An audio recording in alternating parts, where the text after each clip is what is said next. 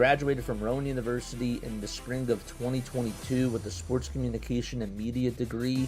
I got to actually call minor league baseball and G League basketball games while I was in school. And then I graduated, and as soon as I graduated, I went to NFL Films in Mount Laurel, New Jersey. And as much as I loved that experience, I miss putting on the headsets. I decided, you know what, talk is cheap.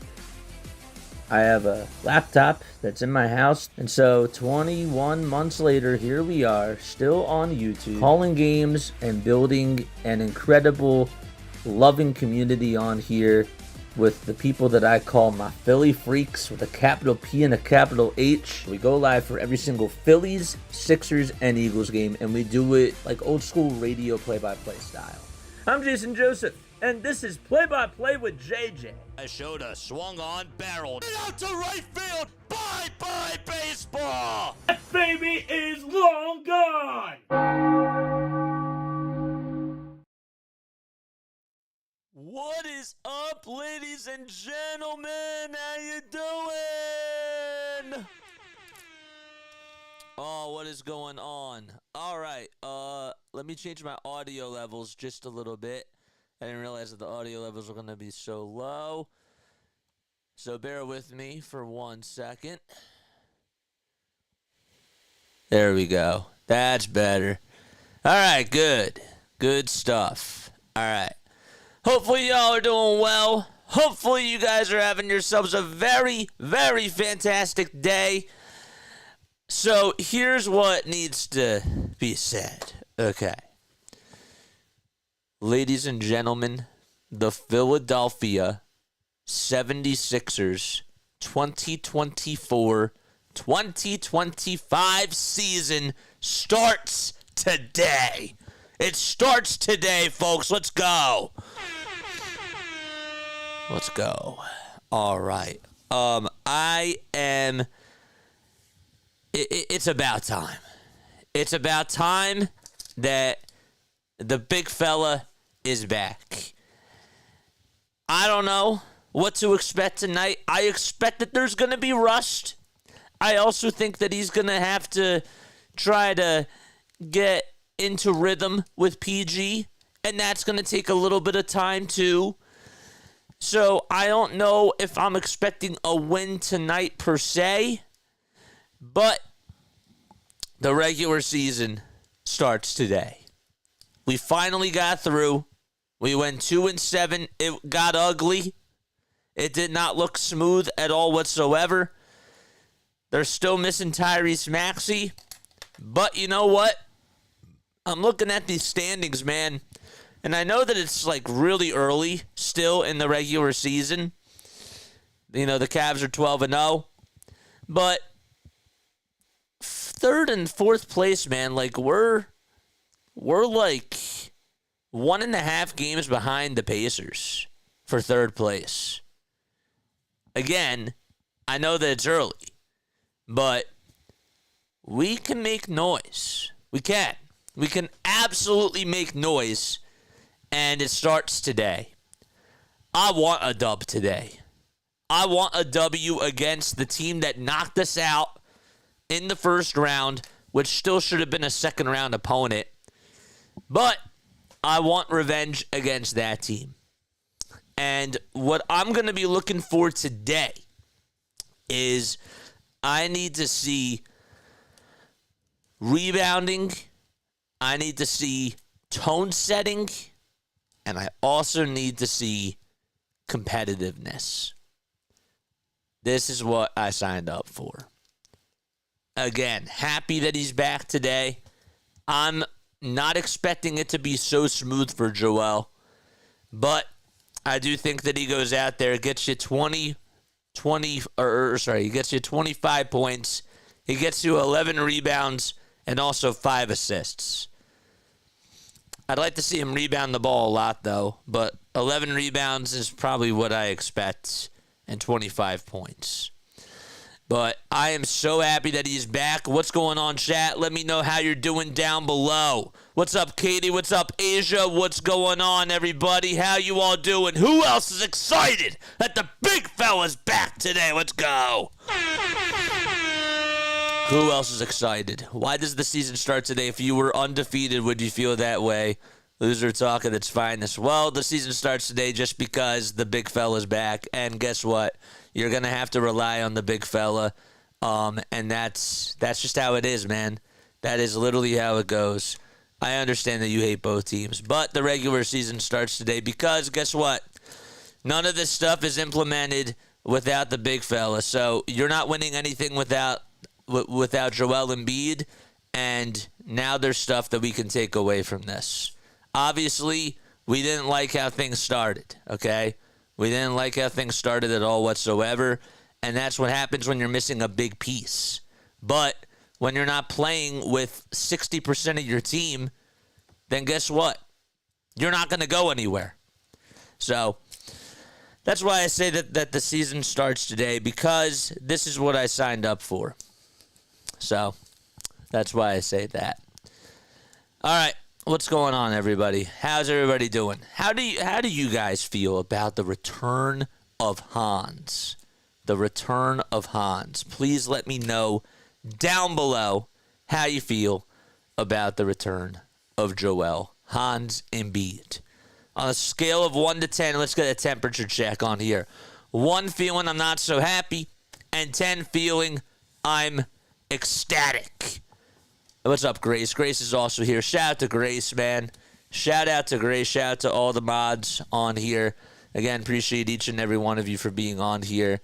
Again, I'm looking at the standings, man, and I see that the Pacers are 5-5, and they're in 3rd place, and we're 2-7. I'm just saying, like, you know, from 3 to 16, that 3rd place spot is wide open. So it's just interesting.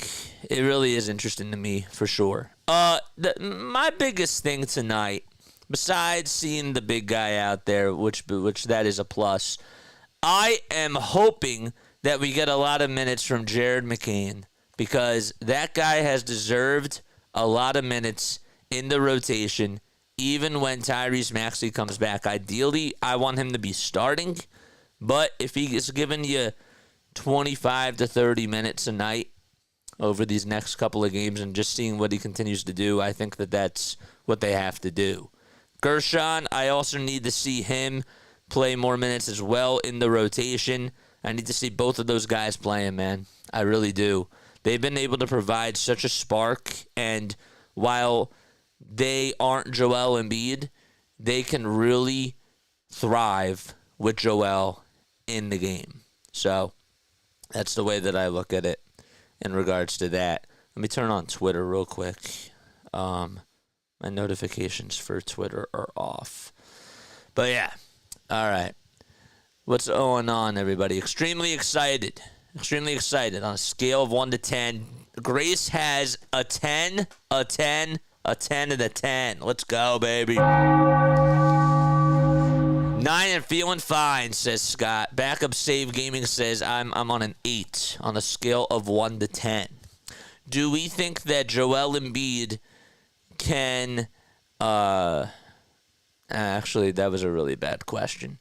Definitely want to see McCain and Embiid together. Yeah, dude, that two-man game is going to be really, really interesting. I really want to see what they're going to be able to do in pick-and-roll action. And I really think that it's, again, like, you got to let the kid thrive. For some reason, if you're on a contender, you're not going to get a lot of minutes if you're a rookie, you know? And that's not always how it has to be. Sometimes you can't play the older guys. Sometimes the older guys just don't have it in them, and they can't create their own shots, and they can't get separation. It's just because the miles are on the tires. But if the kid's going out there and he's giving you a lot of really good quality minutes, and he's also providing a lot of production, then you got to play him. You're forcing your head coach to basically say, well, I'm out of options here, and now I got to play you. Because guess what? You're taking advantage of all these opportunities. So I love that mindset that Jared McCain has. So that's how I feel. Are the Sixers going to win the NBA Cup this year? Comment down below, yes or no. Tonight is also the very first play-in tournament game for the Sixers. So are they going to win the NBA Cup is my question to you down below. Are they going to win the NBA Cup? And by the way, how many points do you think Joel Embiid is going to get in his Sixers 2024-2025 debut? That is my other question. I know I'm throwing a lot at you, chat. I am. I'm all pumped, though, man. I've been waiting for this day to come. I went to the game opening night. I was so upset. I was so upset that I didn't get to see Joel play. I was so upset that I didn't get to see Paul George play. And finally, he's out there. I'm happy to say that he's finally out there. The regular season starts now. Obviously, those other games counted. I'm not saying that they didn't count. But this is the team that I expected to see on day one. And this is the team that I feel good about. All right, so let's go. Let's get into the live stream. Nice. I'm also going to be doing a post-game show tonight. And might open up the Discord for you guys to come on in and take some calls. How's that sound? Does that sound good?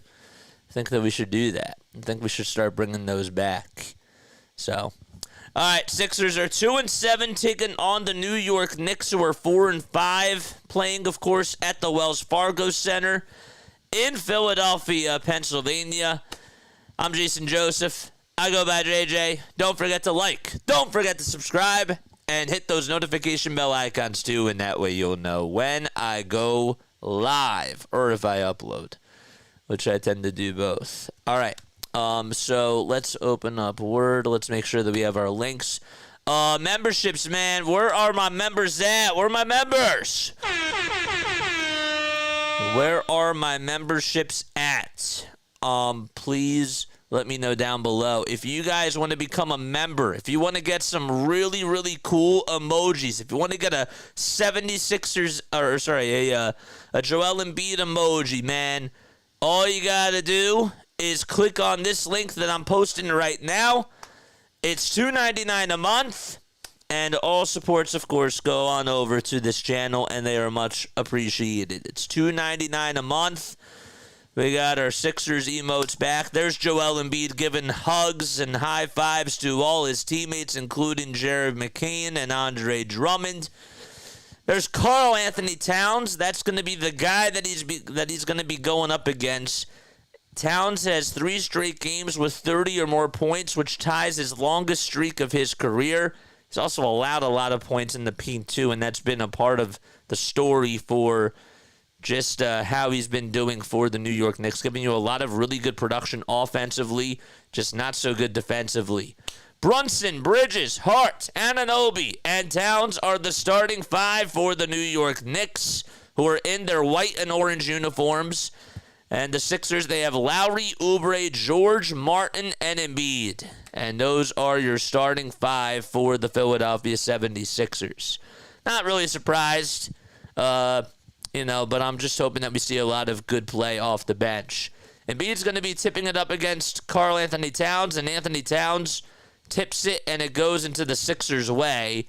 And Caleb Martin has it. Sixers are in their red, white, and blue uniforms. They have the white stars going down each side and have the white letters and numbers on both the front and the back. Lowry will inbound it to Caleb Martin, who had 5 points in his last game for the Sixers. There's Joel Embiid making his debut. Finds Lowry down low. Backdoor cut, and it's up and in. It's 2-0 Philadelphia as Paul George was able to make the bucket there. Nice assist by Joel. All right. Why is my scoreboard not up and running? So Paul George able to make the layup. Here's Brunson on the other side. Brunson kicks it back outside to Mikal Bridges, who goes over towards the lane, kicks it back out. Towns, three-pointer, bang. Karl Anthony Towns able to knock down a 3. All right, let me change this scoreboard. Let's make this bigger so that way y'all can see it. That looks better. Okay, good stuff. Sorry about that. All right, 3-2, New York. Am I a little bit behind? I am a little bit behind. 18 seconds left on the shot clock, 11-10 left to go in the first quarter. Here's Lowry with a catch-and-shoot three-pointer. That's no good. All right, we're going to minimize our screen so that way we don't see a spoiler. Towns with another three. That's good as well. 6-2 as Karl Anthony Towns knocks down 2 trays in a row. Don't forget to like, don't forget to subscribe. Oubre gets the dribble handoff from Joel Embiid as the Sixers go from right to left. Lowry over at the top of the key goes downhill, spins, turns, and lays it up and in. Nice move by Kyle Lowry. 10.5 minutes left to go in the first quarter. 6 points for Karl Anthony Towns. The Sixers allowed their first 10 points in the last game to LaMelo Ball. Bridges cuts downhill, goes up with a layup, and that's up and in. New York looks in sync so far. Sixers trying to get on the same page defensively. George gets it, swings it all the way towards the outside corner. Martin, they try to play hot potato as Embiid gets it. The ball gets blocked, and Embiid gets it back. Embiid for 3 on the other side. It's a little bit short. Joel tried to go up with a tray against Karl Anthony Towns, and Josh Hart grabbed the rebound. Brunson down the lane, scoops it up. Oubre rejects him, though. And how about the block by Kelly? Lowry to Oubre, rewarding him for his defense for 3. No good. Paul George gets the rebound, spins, turns, fires a 2. A turnaround corner jumper for PG. Paul George is in the chat, baby. Come on. 8-6. Knicks lead it by 2. Towns with 6 and Bridges with 2. And George actually has 4 in the game so far. Anunoby back outside the Hart. Anunoby gets it back, gets a mismatch. It's Kyle Lowry on him, 6 inches smaller than him. That's Kyle Lowry. Anunoby with a step back corner jumper. No good. Lowry played really good defense. Oubre crashed the glass. And here's George back to Embiid. Embiid trying to post up Josh Hart. Goes up with a fadeaway too, and that's no good. Joel's just settling for jumpers. I want him to try to be a little bit more aggressive. Brunson back to Towns. Towns at the top of the key. Puts it up and puts it in over Joel. It's been the Karl Anthony Towns show. It's 10-6 New York. And Towns already 8 points, 3 for 3 from the field so far. George tries to spin, go into the lane, kick it back outside to Oubre. One more to Martin for a 3, and it was blocked by the Knicks. And Josh Hart comes away with the board. Brunson catches, lights it up for 3, and that's off the mark. It could not trickle in. So 10-6 so far with 8:20 left to go in the first quarter. Embiid wants it down low. Caleb Martin tried to give it to him, and now gives it back outside to Oubre. Martin gets it back. Here's Embiid on the block. 5 seconds left to go on the shot clock. Embiid trying to school Karl Anthony Towns. 3 seconds left to go. Embiid, jab step, spins, turns, kicks it back outside, and we have a shot clock violation. Great defense by the New York Knicks. And Joel looking out of sorts so far. I mean, I got to tell you that was a good defensive play, but Embiid just didn't want to get going. And then finally at the last second he did, and it was just too little too late. It was like when LaMelo Ball was being guarded by Jared McCain. 10-6. That was in the overtime game with one of the last possessions. Martin tries to strip it from Jalen Brunson. George switches on him now. OG Anunoby down the lane. Corner jumper. Got it. Swish. 12-6, and the Knicks have doubled their lead. All right, 7:38 left remaining in the first quarter. Embiid gets it on the foul line extended. The ball comes knocked loose by Cat, and Embiid gets it back. 5 seconds left on the shot clock. A dribble handoff to Paul George. 4 seconds left on the shot clock now. Inside, it's going to Embiid. The ball gets knocked loose by Josh Hart, and it goes out of Joel Embiid's hand. Damn. Josh Hart played really good defense there and just tried to stick his hand into the cookie jar and was able to do so. 12-6, the Knicks lead it by half a dozen. Anunoby downhill, goes up with a shot. George denies him, and it goes out of bounds. PG with a block.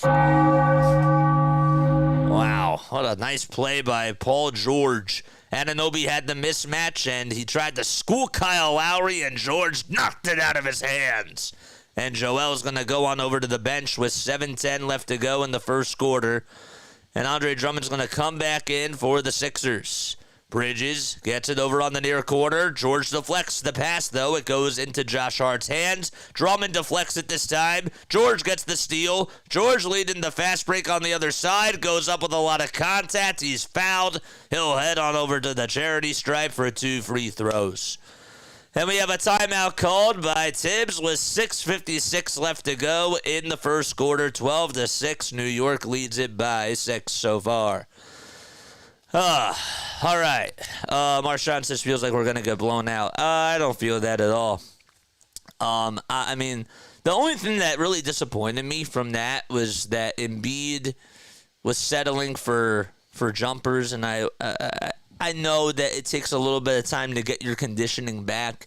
Just wish that he was a little bit more physical, but I understand. You have to get your rhythm back.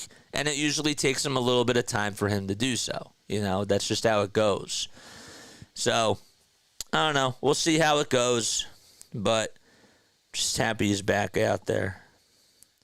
Andre Drummond in for Embiid at the 7:10 mark. Embiid was 0 for 2 with an assist and a turnover in his initial stint back. So,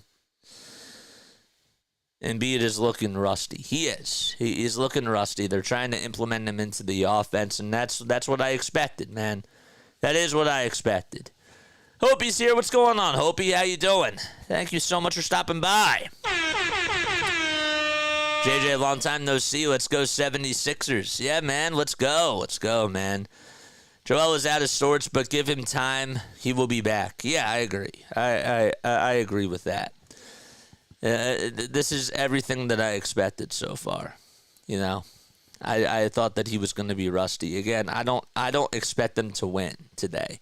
What are your final score predictions, by the way? Please comment down below. I actually had the final score perfectly correct in the last game. I said 107-105 Sixers. I got it right on the money. I should have posted a TikTok about it because I actually predicted that final score, that exact final score, right before tip-off yesterday. Chiquita's here. What's up, Chiquita? What is up? Thank you all so much for being here. If you guys want to become members of Play-by-Play with JJ, it's $2.99 a month. You get access to some really, really awesome emojis, including a lot of Sixers stuff. We have our Sixers emojis. I do have to work on trying to get some more. I'm also going to give out some memberships right now because I'm in the mood for gifting. Who wants a membership? It's randomly generated, but let me know if you want a membership. It is $2.99 a month. All right, so let's do that. Let's gift 5 right now. What's up, Jiva Newts? How you doing, man? We're gifting out memberships today. Jane got gifted a membership. Damon got gifted a membership. Suzanne, CeeLo, and who else? Cosmic Ferret, congratulations, guys. Congratulations, you're all members of Play-by-Play with JJ. Let's go, baby. Hope he says me. It is $2.99 a month. Backup Save Gaming says I'd love one. I wish that I could gift it to individual people. I really do. Let me see. I'll you know what I'll do? I'll try to gift it. I'm in the mood for giving today, man. We'll gift another 5. Embiid is going back to the locker room. Oh no. I hope he's okay. Oh no. Joel Embiid looking a little bit antsy to begin this one. Pretty expected, needs to settle in a bit. He's going back to the locker room. 12-6, Sixers down by 6. George will go to the line. The first foul shot is up and in. I don't know if I like that. We'll keep our eyes on if he comes out. I'm sure that he is, but 12-7. Sixers down by 5. George puts it up and puts it in. So it's 12-8. Philadelphia down by 4. We'll do some more. I hope he's okay and just has to use the bathroom, says Backup Safe Gaming. Oh, alley-oop pass from Josh Hart to OG Anunoby, and the two-man connection works. 14-8. All right. Oubre gets it back over at the top of the key. Caleb Martin down on the near wing at the three-point line. Swings it back out to George, who catches, puts up a three. Got it! Paul George on fire! PG with 7 points so far in this ball game. He got the first bucket. It was a layup, and then he hit a turnaround fadeaway jumper and just nailed a three-pointer at the top of the key. Brunson off balance, puts it up, can't put it in and out it goes. Lowry with the board. Contesting on the other side of Oubre is Mikal Bridges. All right, so Lowry has it over at the top of the perimeter, tries to hand it off to Paul George, who goes downhill, tries to put it up into Andre Drummond's hands. Drummond gets it back, puts up a shot. Good defense by the Knicks. No good. Brunson, being a bulldog, goes downhill, tries to put up a layup. He thought he was fouled. Whistles remain silent. Lowry with the long rebound. Lowry to Martin, who catches, puts up a three, in and out again. Martin was settling for a jumper, and man, oh man, he is not what's good shooting the rock, honestly, this season. Towns, jab step, three-pointer, off the mark. Mikal Bridges gets the rebound, and Paul George could not box out there, and he gets called for a foul. PG's in the chat, baby. Let's go! Let's go! Deuce McBride is going to go out there for the New York Knicks. We have some switches coming by Tom Thibodeau. 14-11, Knicks lead it by 3. It's Bridges, Anunoby, Brunson, Hart, and Sims. Guerschon Yabusele comes in for Kyle Lowry, and Jeff Doughton Jr. is going to enter on in for Kelly Oubre. 14-11, Knicks up by 3. Anunoby is going to inbound it over from the far sideline. He skips it over to Jalen Brunson. Brunson runs downhill with a head of steam. He's over at the foul line extended now, though. Hands it off to Deuce McBride. 4 seconds left on the shot clock. McBride takes it in the lane, puts up a left-handed runner, and it trickles in. 16-11. Deuce McBride, man, able to just make that one look so easy.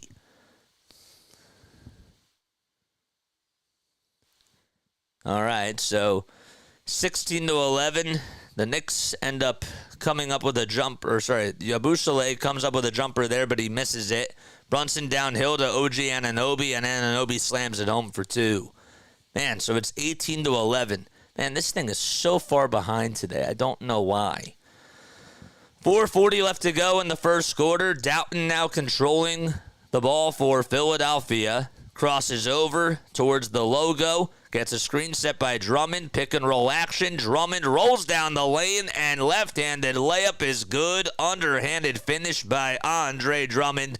And the Sixers now down by 5. Brunson taking on Paul George. George has locked them up so far. Anunoby, three-pointer, no. And an offensive rebound for the New York Knicks as they're able to come away with that. It was Sims. Bridges gets it over on the near corner, tries to go up against Andre Drummond. Off-balance turnaround jumper is good by Mikal Bridges. And the Knicks lead it by 7 with 3:58 left to go in the first quarter. All right, 3:53 left in the first quarter of play. Drummond inside-outside to Yabusele. Drummond gets it back, and now it's Paul George over at the top of the key. Turns over towards his left side, puts up a 3, fires it up, no good. Yabusele tries to get the rebound, and Mikal Bridges intercepts it instead. Oh, crossover inside by Bridges, kick out to Brunson for a wide-open tray, and that's off the mark. Brunson's not shooting the ball well at all today whatsoever.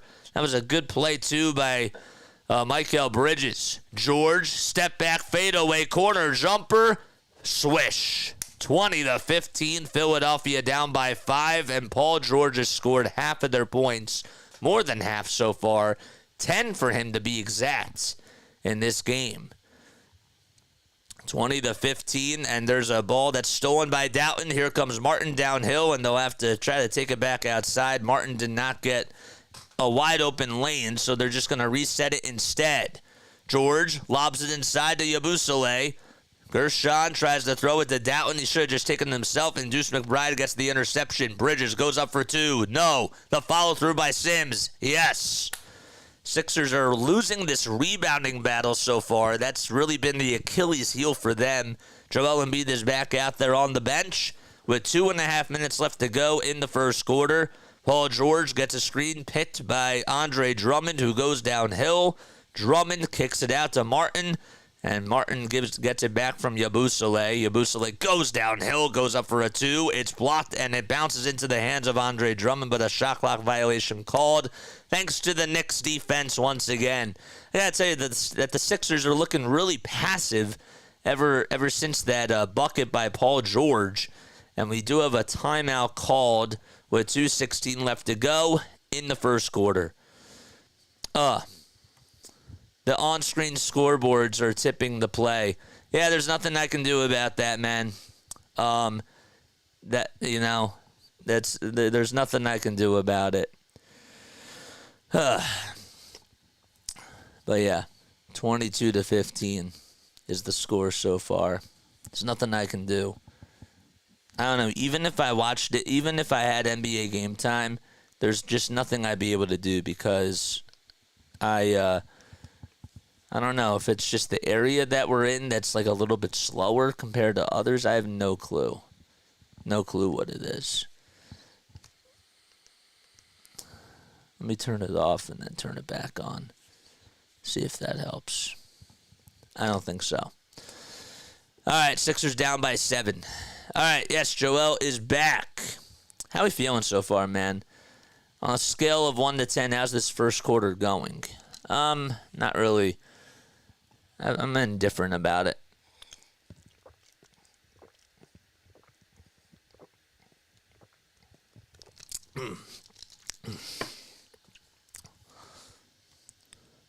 Hardcore for all spoilers.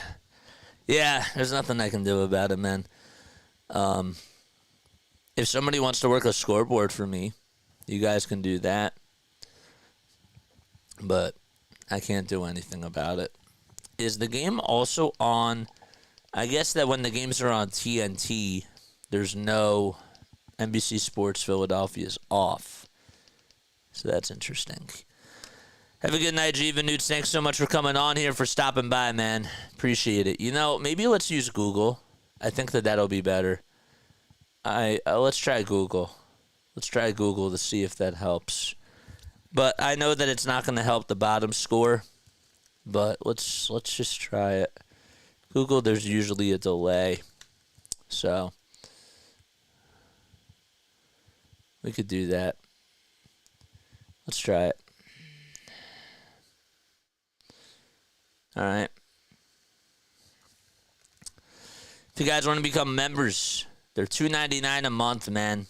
$2.99 a month. That's how much the memberships are, but it's so worth it. I want to try to get our memberships back up and running. I really would. Let's put this down. Okay.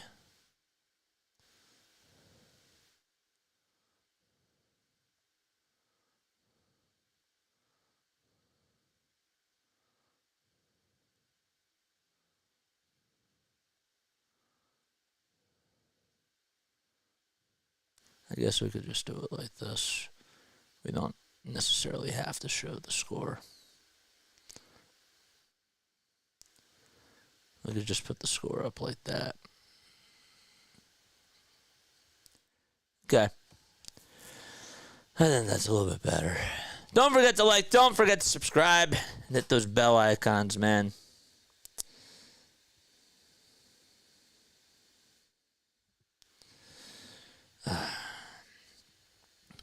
Hoping that we get some better play. All right, 2 minutes left to go in the first quarter. Here's Sims, who goes downhill, tries to scoop it up, and he puts it up and in, 24-15. Knicks lead it by 9. All right, with 1:53 left to go, Embiid is about ready to check back it, or is back in for the Sixers, I should say. Yabusele over on the near elbow, tries to scramble and pivot his feet, gives it to Joel down low, and Embiid gets fouled by Karl Anthony Towns. And he'll try to get his first 2 points of the season at the line. Let's go. Okay, nice. Hit that thumbs up button, baby. Hardcore for all, shout out to you. Shout out to all my mods on here as well. Embiid missed the first 9 games of the season due to a knee issue, and also he was suspended for 3 games as well. First foul shot, good by Joel. Sixers down by 8. Yeah. This is the best that I can do it. Google actually gives you a delay, so that's kind of nice. All right, 1:40 left to go in the first quarter. Second foul shot, and that is good as well.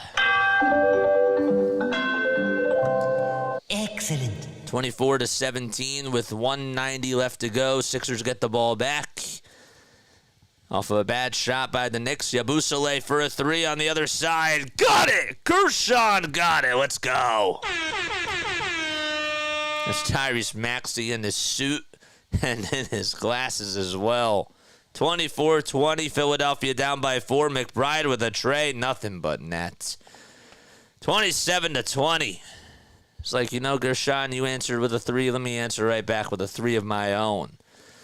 All right. 55 seconds left to go in the first quarter. McCain back out there for the Sixers. He puts it up, and he puts it in from downtown.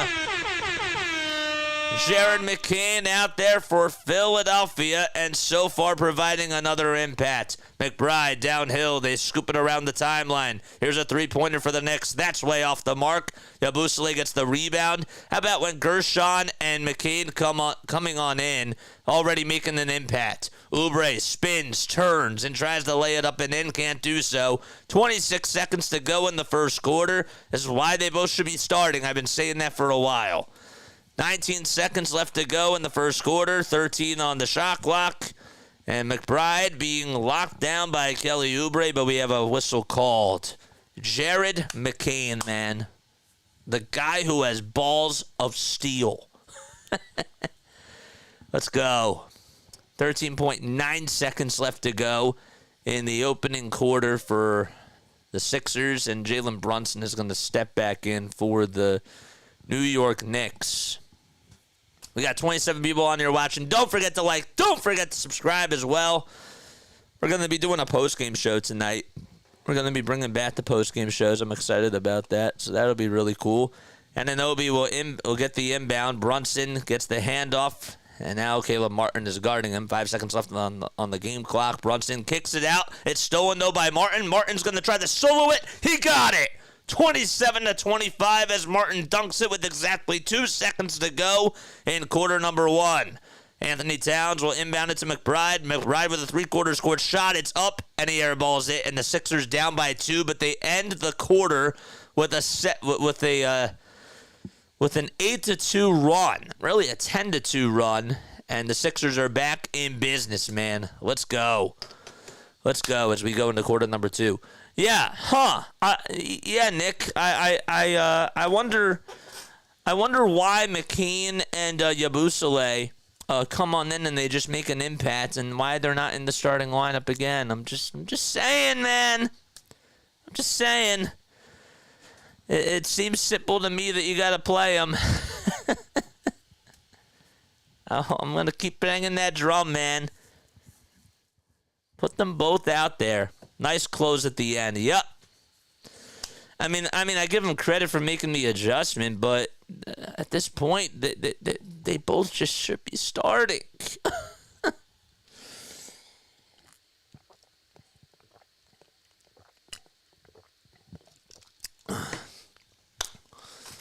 All right. First quarter grades. Comment down below on a scale of A to F. I'm going with a B minus. A B minus. I think that they started off cold, which I expected. I actually didn't expect them to give them anything above a C plus, honestly. So I think that they did all right in that first quarter, and the reason why is because they ended the first quarter really strongly. A B minus is what I'm going to go with. Hardcore says B minus as well. Yes, start the young guys. Please, Nick. Yes, you got to play. Anybody that's under 30 has to come on in and play, man. Neil Cooper says I'm going to give him a B. Okay. Neil Cooper goes with a B. Hardcore goes with a B minus. Any other grades? Any other grades? Comment down below. Again, the Sixers down by 2 as they go into quarter number 2. But yeah, that's how I feel so far. I was gonna say something else and then I forget what it was.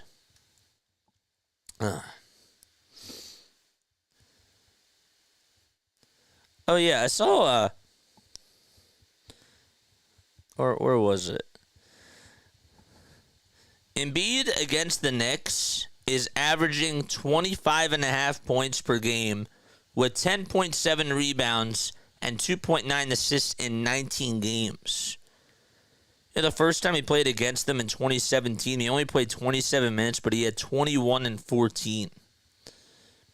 I remember that Christmas Day game, he had like a very special performance against the Knicks where he had like 35 points and he had 8 rebounds, but he played really well against Mitchell Robinson.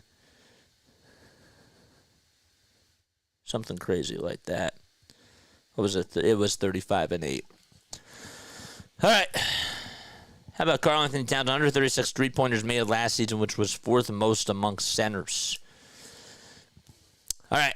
So 27-25 is the score. Philadelphia is down by 2, but they ended that first half with a 10-2. First quarter with a 10-2 run. And Embiid is going to be back out there to start off quarter number 2.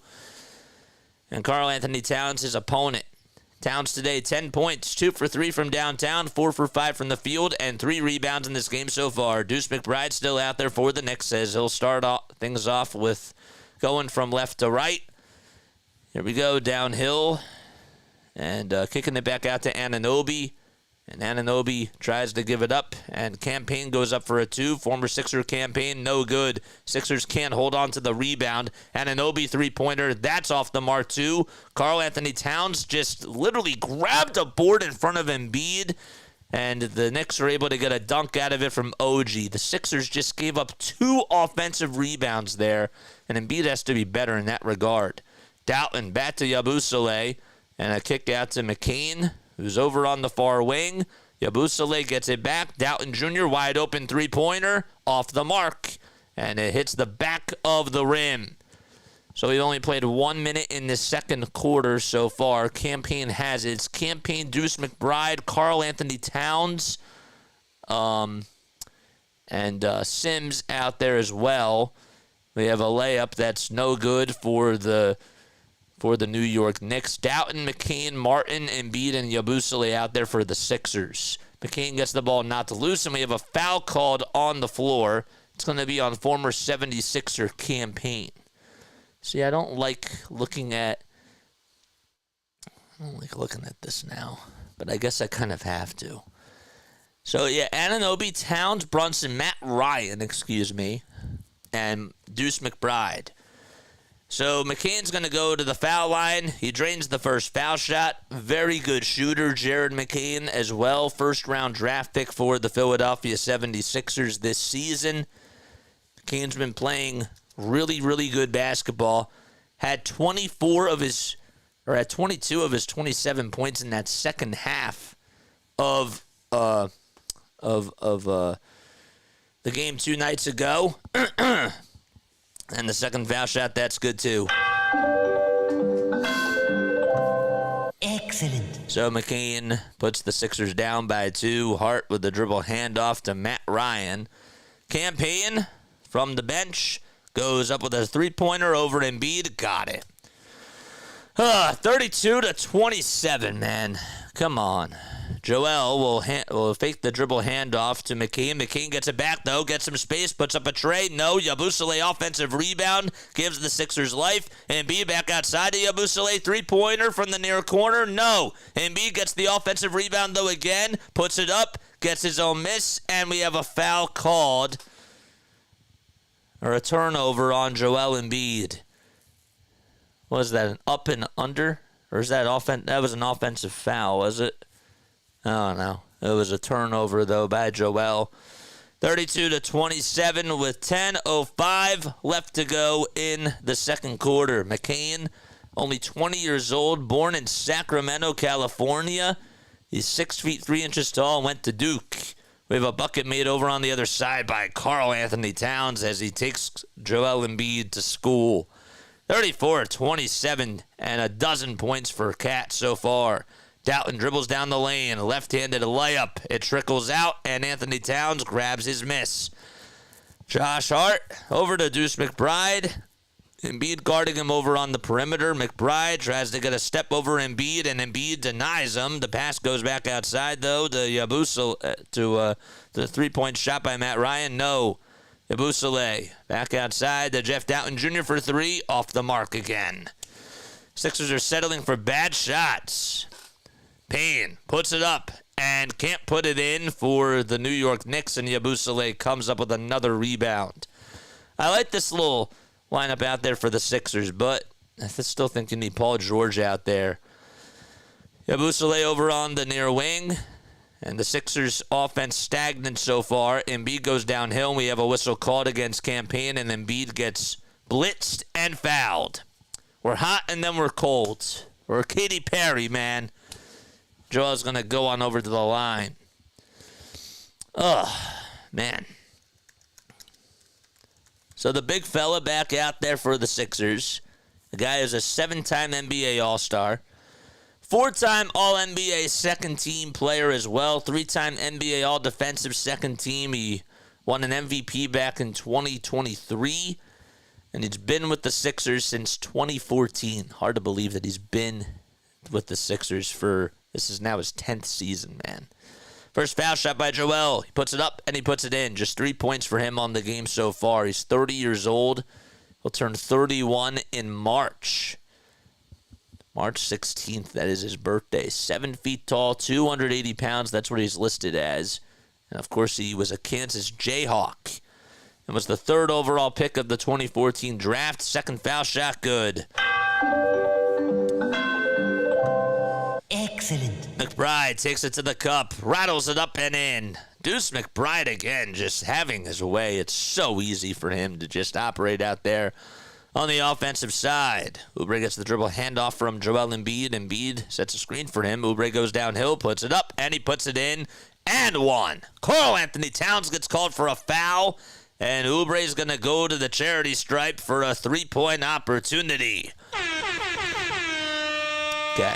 We got 22 people on here watching. Make sure you guys hit the thumbs up button, hit the subscribe button as well, and turn on the notification bell icons too, and that way you'll know when we go live. For Sixers, for Eagles, and for Phillies baseball. And looks like Embiid's going to go back over to the bench for Philadelphia. Jalen Brunson's going to step on in for the Knicks. Again, 8:31 left to go in the second quarter. Oubre's going to be at the foul line, and he'll shoot one more free throw. And he puts it up, and he puts it in. Excellent. 36-32, Philadelphia down by 4. I forgot what it's like having Joel Embiid back out there on the floor in regards to just the free throws. McBride spins, turns, lays it up, and lays it in again. Man, he just can't be stopped.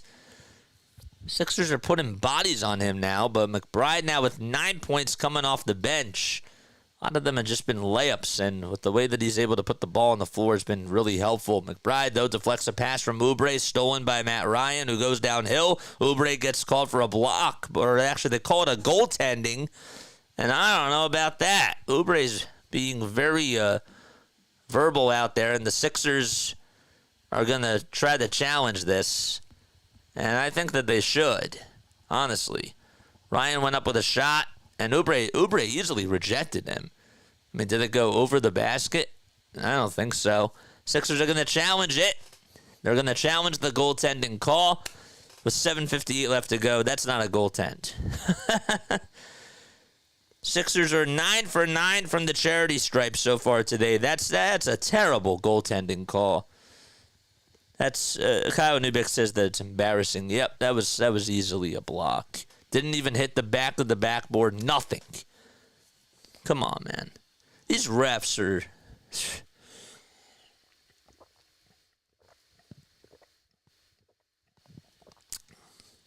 These refs, man. Crazy.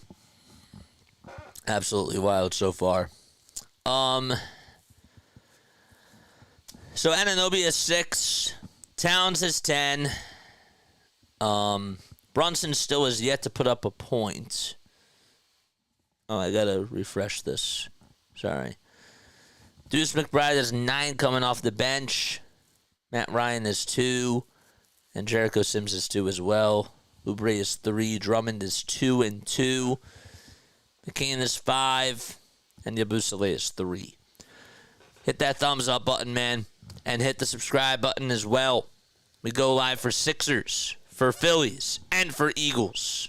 That's what we do on here. Who else is tuning in? Where are you tuning in from? Let us know down below. And do you guys think that the Philadelphia 76ers can win the NBA Cup? This is the first playing game that they've had this season. So can the Sixers win the NBA Cup, which is winning the play-in tournament? Let me know down below. Let me know what you think. I actually, honestly, want to try to win this cup. I do. I want more reps, man. And if we can go to Las Vegas and play that extra game for the NBA Cup title, I'm fine with it. Honestly. I think that that's how it should be. Anything that has a title to it or a crown, I want. West Philly all day says backup save gaming. Let's go, bro. And shout out to you. Shout out to you for coming on over here. All right, we'll do another membership giveaway in the second half. Grace is tuning in from Las Vegas, of course. Wonder where the dude is. I haven't seen him on here in a little bit. Haven't seen the dude on here in a little bit. Hopefully he's all right. Spike Eskin just said there's just no possible way anyone in the NBA offices can look at these NBA Cup courts and say, yeah, man, look. Yeah, man, this looks excellent. Honestly, it's not. To me, it's not as bad. I don't like the glare. Today, though, I don't really think it has a glare. I will be here for the Sixers if they make it. All right, so, again, in case you are tuning in, the Sixers just challenged a play, and the challenge was successful. So it's a jump ball over at center circle, and the Sixers tip it off, and they get the tip. McCain goes downhill to Andre Drummond. Drummond kicks it back outside to Caleb Martin, who's back out there for the Sixers. Martin spins, turns, tries to lay it up, and we have a foul called on Josh Hart. So we have a lineup of Oubre, Drummond, Martin, Doughton, and McCain. Huh. Where's PG at, man? I think Paul George should come back in. But regardless, Caleb Martin's going to go to the foul line. Has not been shooting the ball necessarily well from the free throw line this year. Sixers are 9 for 9 from the line tonight. They're down by 6. First foul shot, line drive, good. And we have another substitution as OG Anunoby will step back in for Matt Ryan. So, Bridges, Anunoby, Brunson, Hart, and Sims all out there for the Knicks. Sixers sitting their 2-star players right now. And the second foul shot, good by Caleb Martin. Excellent. 38-34, 11 free throws attempted so far by the Sixers. And they've made all 11. That's been keeping them in this game. Brunson dribbles with the left hand, goes down the lane, gets it back from Mikal Bridges, takes one stick of jab step over McCain. McCain playing good defense on him. Runner goes up and a foul called. I didn't see any contact there, but Jared McCain gets called for a foul, and Brunson hasn't even scored a point. Has not even scored a point. Let's see. Did McCain foul him? There's no contact. None. No contact. He's 0 for 5 from the field. 1 rebound, 4 assists. They're just like, you know what, we gotta give him some points. We gotta get him some points. No contact. First foul shot by Brunson, good. 39-34. Even Nick Nurse has hands up in the air. That doesn't always say a lot, but there was no contact whatsoever. I will tell you that the floor spacing looks really good by the Sixers. Second foul shot, up and in. 40-34. Knicks lead it by 6. Brunson makes both free throws. Here's McCain dribbling with the left hand across the screen as he goes downhill, tries to put up a reverse layup. No. Oubre on the follow-through. He's fouled. Kelly Oubre being physical. And honestly, I don't know if I saw a foul there either, but 40-34, and Oubre's going to go to the charity stripe. Sixers look, I got to tell you, in this second quarter, they're just getting everywhere that they want to be, man. They really are. Brunson has the best whistle in the NBA. For some reason, I just don't understand. There was no contact, none. And yet they were just like, whoop, foul. Oubre's first free throw gets the friendly bounce. Sixers are now 12 for 12 from the line and have been perfect. Let's just keep playing the free throw music, man. Let's keep doing it. Kelly struggled in the last game. Took him a while for him to just get his first 2 points. Second foul shot by Oubre. That's good as well. Excellent. 40-36. New York up by 4 with 7 minutes left to go in the second quarter. Brunson with a dribble handoff to Karl Anthony Towns. Goes down the lane, parts the Red Sea. Drummond blocks him, and he gets denied. Here comes Oubre. Back downhill to Martin. One more to McCain for a tray. No. Drummond tips it back outside, and it's intercepted by OG Anunoby. A 3-on-2 fast break here, and Josh Hart tried to get it, but Bridges threw it away. Oh, man, Josh Hart was coming down that left seam of the wing and just could not get anything there. And honestly, that probably should have been a goaltending call on Andre Drummond because it hit the backboard first and then he blocked it. But man, they've missed 2 goaltending calls today. One was not a goaltending, and the other one absolutely was. That's crazy. Caleb Martin with a dribble handoff to Jared McCain. More dribble handoffs coming as Oubre gets it at the top of the key. Gets a screen set by Drummond. Three-pointer, no. McCain tips it back outside to Drummond. And Andre Drummond scoops it up and scoops it in. How about Jared McCain climbing the ladder and just tipping it back outside to Andre Drummond in the lane. Hart downhill to Karl Anthony Towns and a foul called on Kyle Lowry. That's just an unfair mismatch, man.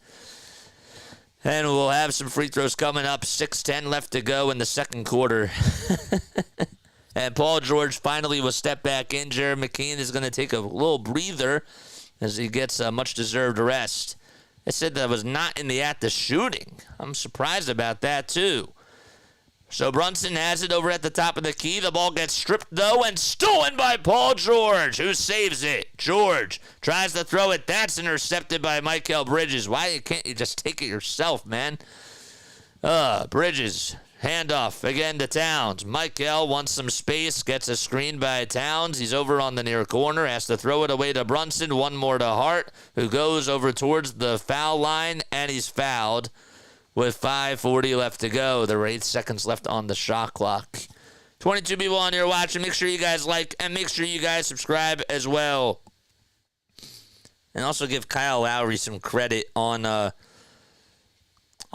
his defense, too, that he was able to provide. McCain, 27 points in his last game against the Hornets, and that was a career high for him. Here's Caleb Martin on a nice little steal off to... The pass was supposed to go to Jalen Brunson, and Martin was just able to take it away from him. Martin steps back, bounces it inside to Paul George. George being guarded by Bridges, steps back, puts up a 2. In and out it goes. And Josh Hart able to get another rebound. Hart, just only 4 rebounds for him so far. Scoops it up and scoops it in. He'll go to the line for one more. Josh Hart just being a man amongst boys, rocking the dreads, and... just being able to buzz his way on into the lane. Oubre tried to be very physical on him, but just swiped him over on that left hand. So the Knicks will try to make it a 5-point game. That's the first 2 points for Josh Hart. And 2 assists for him as well. Like and subscribe, folks, and hit the bell icons as well. Hart's free throw, swish, 43-38, with 5:13 left to go in quarter number 2.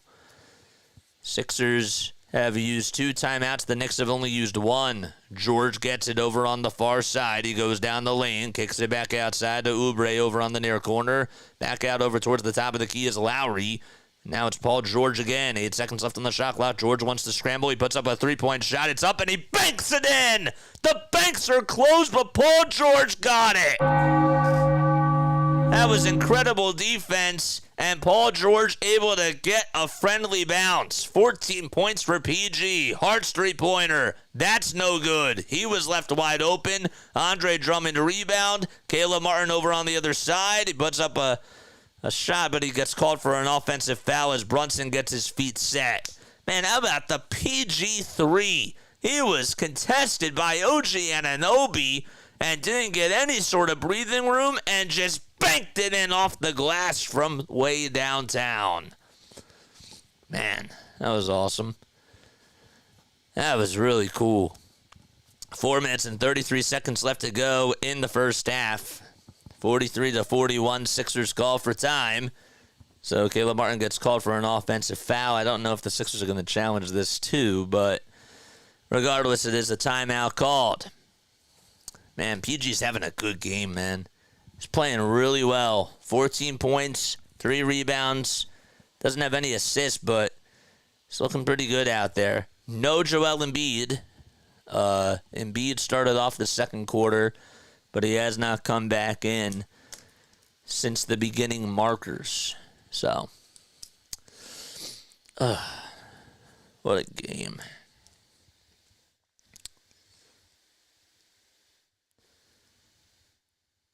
Rom says that the Sixers should be down by 15. Paul George is balling.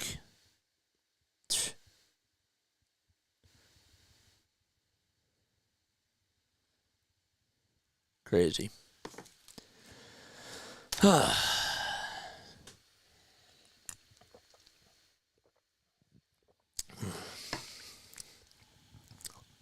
This team is interesting, man. This team is definitely interesting for sure. Got 30 likes. Let's get to 50, man.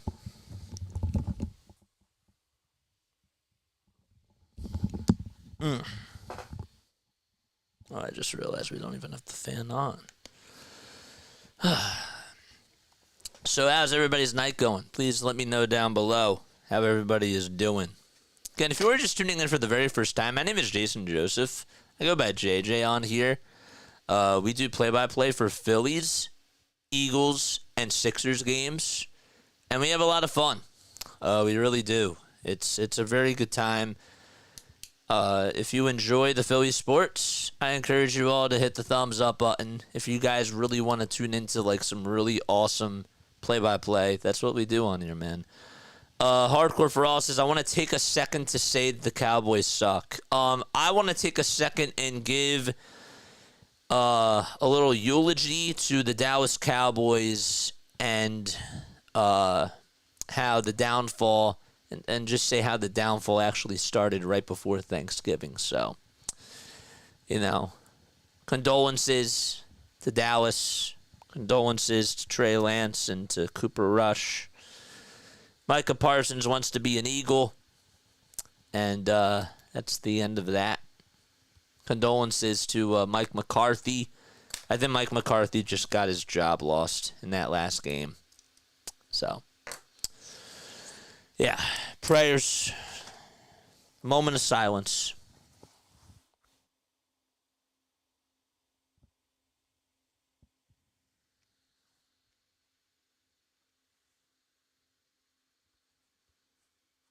Thank you.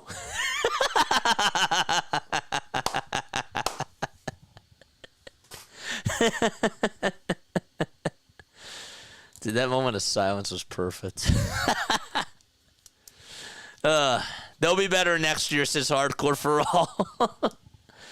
43-41. Sixers down by 2. 15 seconds left to go on the shot clock. Brunson has it. He's being guarded heavily by Andre Drummond and Caleb Martin. Here's Hart downhill, back outside to OG Anunoby, wide open three-pointer. And the basketball gods say, let there be OG Anunoby, as he knocks down a tray from another area code. Sixers down by 5 with 4:05 left to go in the second quarter. Caleb gets it over at the top of the key, hands it back off to Paul George, who wants to get some space, tries to dribble and zigzag past a couple of defenders, but now he's outside on the far wing. Goes down the lane, puts it up, can't put it in, too strong of a finish. Hart crashes the board. 3-on-2 basketball now. Hart with a skipper inside to OG Anunoby. And Mikal Bridges gets some space, puts up a 2. Got it, man. Kelly Oubre almost landed on top of Mikal Bridges as well, as he sort of stopped on a dime, and Oubre just tackled him like he was a football player. Or, sorry, that was OG Anunoby away from the play. Lowry, back door, puts up a 3. No. Oh, man. 48-41 with 3:15 left to go in quarter number 2. Brunson down the lane, scoops it up, and gets past Paul George, and that's good. And this lineup is getting eaten alive right now. 50-41, Philadelphia down by 9. Embiid and McCain getting ready to come back in for the Sixers. Here's Lowry to Andre Drummond. Andre Drummond wants to hand it off to Oubre, and he will. Oubre, right hand, goes up with a shot. It's blocked by Mikal Bridges. Can't even take him to school, and Bridges just blocked it. That was an easy block, and we have a whistle called. That's going to be a turnover, a travel on Josh Hart, and the Sixers will get the ball back with 2:45 left remaining. McCain and Embiid both coming back in for the Sixers. Maybe that'll be a good spark. What's up, Jane? How you doing? What's up, Jane? Hey, JJ, sorry I missed your Eagles call. We'll be there Thursday. Nice. Very nice. Big fella's back, Jane. Lowry bounces it back to Caleb Martin. Martin with a skipper back to Paul George, who's over at the in between the circles. Oh, Nola pass to Kyle Lowry at the top of the key, and Embiid gets fouled by Karl Anthony Towns. Yes, sir. Jane is here like, baby. Yes, sir. All right. Sixers are down by 9 points, and Joel's going to head on over to the foul line and try to make some free throws. That's another personal foul on Karl Anthony Towns. That's just his 3rd. First foul shot coming up by Joel Embiid. Puts it up, and swish goes the basketball. The Sixers are perfect from the line in this game. That's been one of the storylines to me. They've made all 13 of their foul shots so far. Paul George out there for the Sixers, as well as Joel Hans Embiid and Jared McCain as well. Sixers are 2-7 without Joel Embiid this year. Last year they were 16-27, and the year before that they were actually 11-5. Second foul shot. Excellent. It's good. 50-43, Philadelphia down by 7 with 2:20 left to go in the second quarter. McBride gets it back over on the near wing, gets a screen set by Jericho Sims, decides not to use it.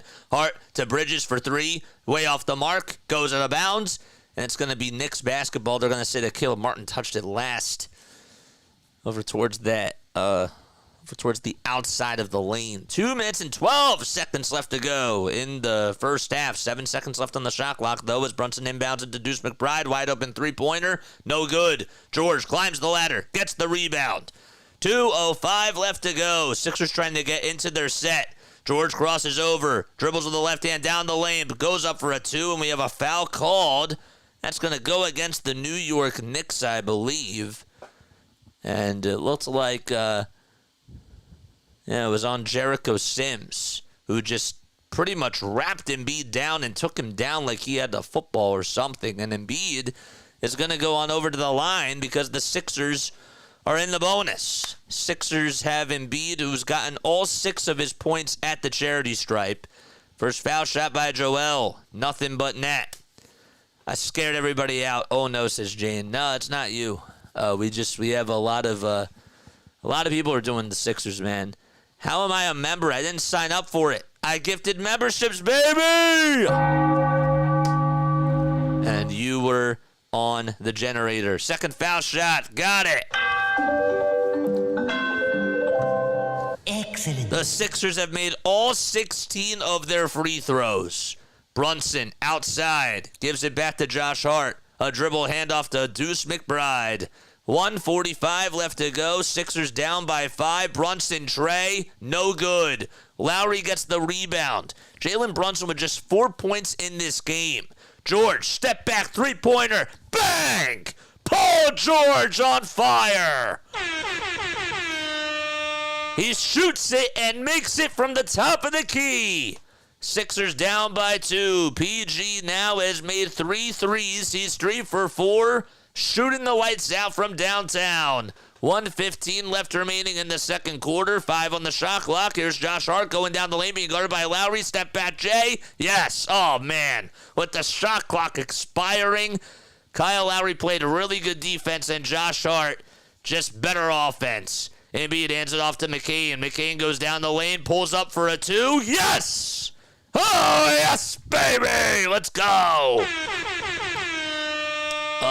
Jared McCain adding to the fuel. 7 points, 2 for 5 he is from the field. 45 seconds left to go in the first half. Brunson has the rock, dribbles with the right hand, hands it off to Deuce McBride over on the right wing. McBride, foul line jumper, too strong. Rebound goes into Sims' hands, and Josh Hart able to climb the ladder on the tip. They'll reset. 5 seconds left on the shot clock. Brunson downhill, swings it back outside to McBride. McBride, step back three-pointer over McCain. No! Hart tries to get the rebound. George tries to save it. George into the front court to McCain. McCain downhill for the tie. And the basketball gods say no. He did not get the friendly bounce. Knicks get the rebound. Brunson goes downhill, goes up with a shot, and the ball goes out of bounds. 2.4 seconds left to go on the game clock. Man, oh man, Paul George did an incredible job saving the basketball from going out of bounds. He found McCain in the air, downhill, and Jared McCain, even though he tried to get a layup over Mikal Bridges, just could not make it. And it just did not get the friendly roll. Sixers could have tied it there, and McCain gets high fives on the bench. Oubre is going to go in there for defensive purposes. Brunson will inbound it over at the baseline with 2.4 seconds to go. Brunson outside to Josh Hart. Hart, step back, three-pointer over Lowry. Got it! Oh, my gosh. Josh Hart made it, and that's going to count. That was not a 3. That was actually a step back 2 inside the three-point line.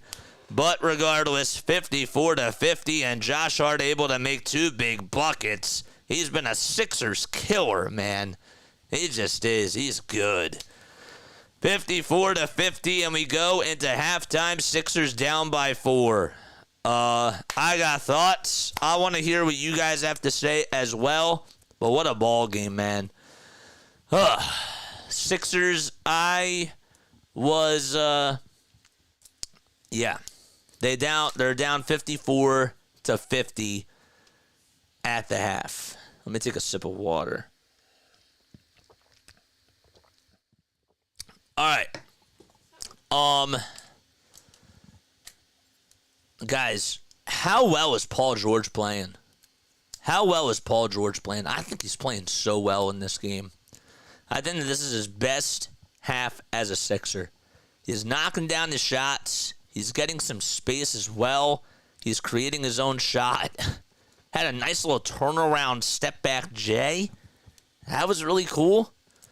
We got this. Good call, says Jane. Yeah, I like what Paul George is doing. It's a little bit surprising to me how Joel has not been able to make a bucket as of now, but at least he's getting fouled. His presence alone really does make a difference. You just see it. Like, he demands so much attention. The Sixers don't have anybody else that can draw as many fouls as he does. He's a man amongst boys. He's a giant out there. This is why he is special. He just has to stay healthy. But, you know, I'm just I even though he's struggling today, and I figured that it was going to take him a little bit of time for him to get back into his groove and shake off the jitters, you can see that they're just playing better and that they're spacing the floor because this guy demands so much blitzing. He just does. You don't want to get him in one-on-one situations, and you still have to cover him. He can still knock down free throw line jumpers. He can still knock down threes if he's left wide open. So just that alone makes a huge difference. And I like what I'm seeing in regards to the floor spacing. The first play to start off the game, Paul George has it over at the top of the key. Joel Embiid had it, and then he was able to find Paul George downhill, backdoor cut. Dude, that I haven't seen that since last year. And Nico Batum ran a lot of those plays with Joel, where they had those little tic-tac-toe passes, and somebody would cut backdoor to the basket, and they just made like a reverse layup or something. I liked that. Thought it was a really nice play to start off the game. He's like a more athletic Shaq for real. No, he is. He's you can't deny the skill that he has. Like he is he's a freak. He really is. Like his magnitude out there is huge. And you understand why he means so much to this team. The thing that bugs everybody is the health. That's what bugs everyone, right? Because this guy just can't stay healthy, and the Sixers wanted to approach it differently this year. I still don't really understand what the messaging was, and if they wanted him to be out for that many games, there was not really a lot of communication, but that conversation's done.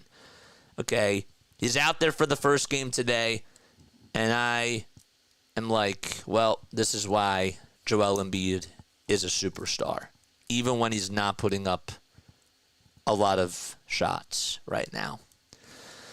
How would you grade that first half on the scale of A to F? Let me know down below. I'm going with a B. I think a B is right. I am a huge fan of Jared McCain. The momentum for me of this game, the Sixers were getting blown out, and then in that first half, it's like Yabusele and McCain come off the bench, and they give you 6 straight points. And it just goes back to my point that they just need to continue to get minutes. There's no excuse why both of those guys should not be getting a lot of minutes out there. Backup Gaming says, I give it a C. Hardcore for All says a C. Okay. I'm going with a B, personally. But a C I can understand. I get that. I didn't like how we had sort of, I think it was like 3 minutes where we were not able to put up points. That part bugged me a little bit. But I do like what I'm seeing out of Paul George. I do. B, maybe they're letting him rest to let the other guys get better. Yeah, well, he's trying to get back into his conditioning. That's really what it is. So they don't want him to play too many minutes because it's an up and down game. It just is. It's a cardio game. You know what I do like? I'll tell you this. One positive that I came away from this, and it shouldn't have to come down to this, but no Eric Gordon. No Eric Gordon and no Reggie Jackson. There's no need to play him. Doughton, though, has not had a bucket. He has had 1 assist, though, in 11 minutes. Wish that he would have been good. C is still a passing grade. It is. No, like I understand like what you're saying. Like I'm not saying that a C, like you have a right to feel like you have a right to feel that way, and I can understand your perspective. My negatives. Okay, I'm going with the positives first. The positives that I took away are that Joel Embiid is back, and he's playing pretty good on the defensive side. Still think that he needs to try to be a little bit more physical in the offensive sets, but I understand that comes with time and a rhythm. My positive is Paul George. That's my biggest positive. 17 points for him. Another positive that I have is Jared McCain. Comes on in immediately, lights it up. 7 points for him. I love the little two-man game between him and Joel. That looks really cool. The other positive that I have is that the Sixers did a better job at rebounding in that second quarter. My negatives that I take away from this are that Kyle Lowry's still getting a lot of playing time. I get that he's your best passer out there, but I still want to cut down his minutes. Another negative is that we also just have not been able to. We've been able to contain Jalen Brunson, and Brunson looks lost out there. That's another positive I take away too. Brunson just 4 points, 5 assists, and 1 rebound, 1 for 7 from the field. He has not looked comfortable at all. But Josh Hart's beating us. If there's any guy that has beaten the Sixers by himself, it's Josh Hart. And I think that it's now at the point where we got to put bodies on him. We just do. We have to put bodies on him. And we did on that very last play, and he still made a shot. I'm not saying that possession wasn't so bad defensively. But, anyhow.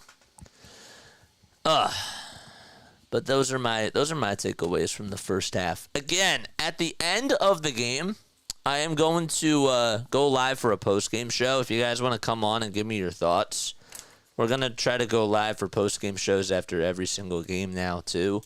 Especially this one, because I wanted to wait until the big fella was back. And now I think that we have juice to talk about. So, that's nice. I will post the Discord link down below once I make the event, which I am going to do right now. Will the Sixers win the NBA Cup? Will the Sixers win this NBA Cup? I'm going to ask that as a poll question. How many points for the big guy? 28% of you said 20 or under. 39% of you have said 21 to 25. 21% of you have said 26 to 30, and 9% of you have said 31 or more. So now we're going to ask, will the Sixers win the NBA Cup? Will the Sixers win the NBA Cup? So that's this play-in tournament. This is the first game of this play-in tournament. Yes or no? Got 29 people on here tuning in. Thank you all so much for being here. I'm Jason Joseph. This is Play-by-Play with JJ. Is this a new thing? I never heard of it before. Yeah, it is a new thing. They started doing it last year. It's another moneymaker for the NBA. They basically, paint the courts and stuff. In theory, it's cool. I mean, but it's just it's a mid-season tournament type of a thing, you know. But, yeah, so the playing games, I think, are on Tuesdays and Thursdays. This is the first playing game. And then the sixth, and then whoever wins their bracket plays the winner of another bracket. And then they play the winner of the Eastern Conference bracket. And then they play in Las Vegas for the NBA Cup Finals. So we are almost all whacked. 50% of you say yes. 50% of you say no. And again, I am going to be making our Discord post-game show. And y'all can tune in. Y'all can come on here after the game is done and give me your thoughts. Sixers post-game show. Okay. We'll start it at 10 o'clock. Okay. Next. Create event. If this thing creates. And then we'll copy and paste it. So that way y'all can tune in. And y'all can hop on. All right, the schedule for the rest of the week. Tomorrow, another Sixers game. They play the Cavs, the undefeated Cavaliers, at 7:30 p.m. Eastern Time. And then Thursday, we got Thursday Night Football. Eagles are playing against the Commanders. That should be a nice game. Friday, we got Sixers and Magic. Game will be at 7 o'clock. And then on Saturday, we got Villanova. We got Villanova ice hockey. So Oh, I just learned MLB. Now I have to relearn the NBA, says Jane. I know. Yeah.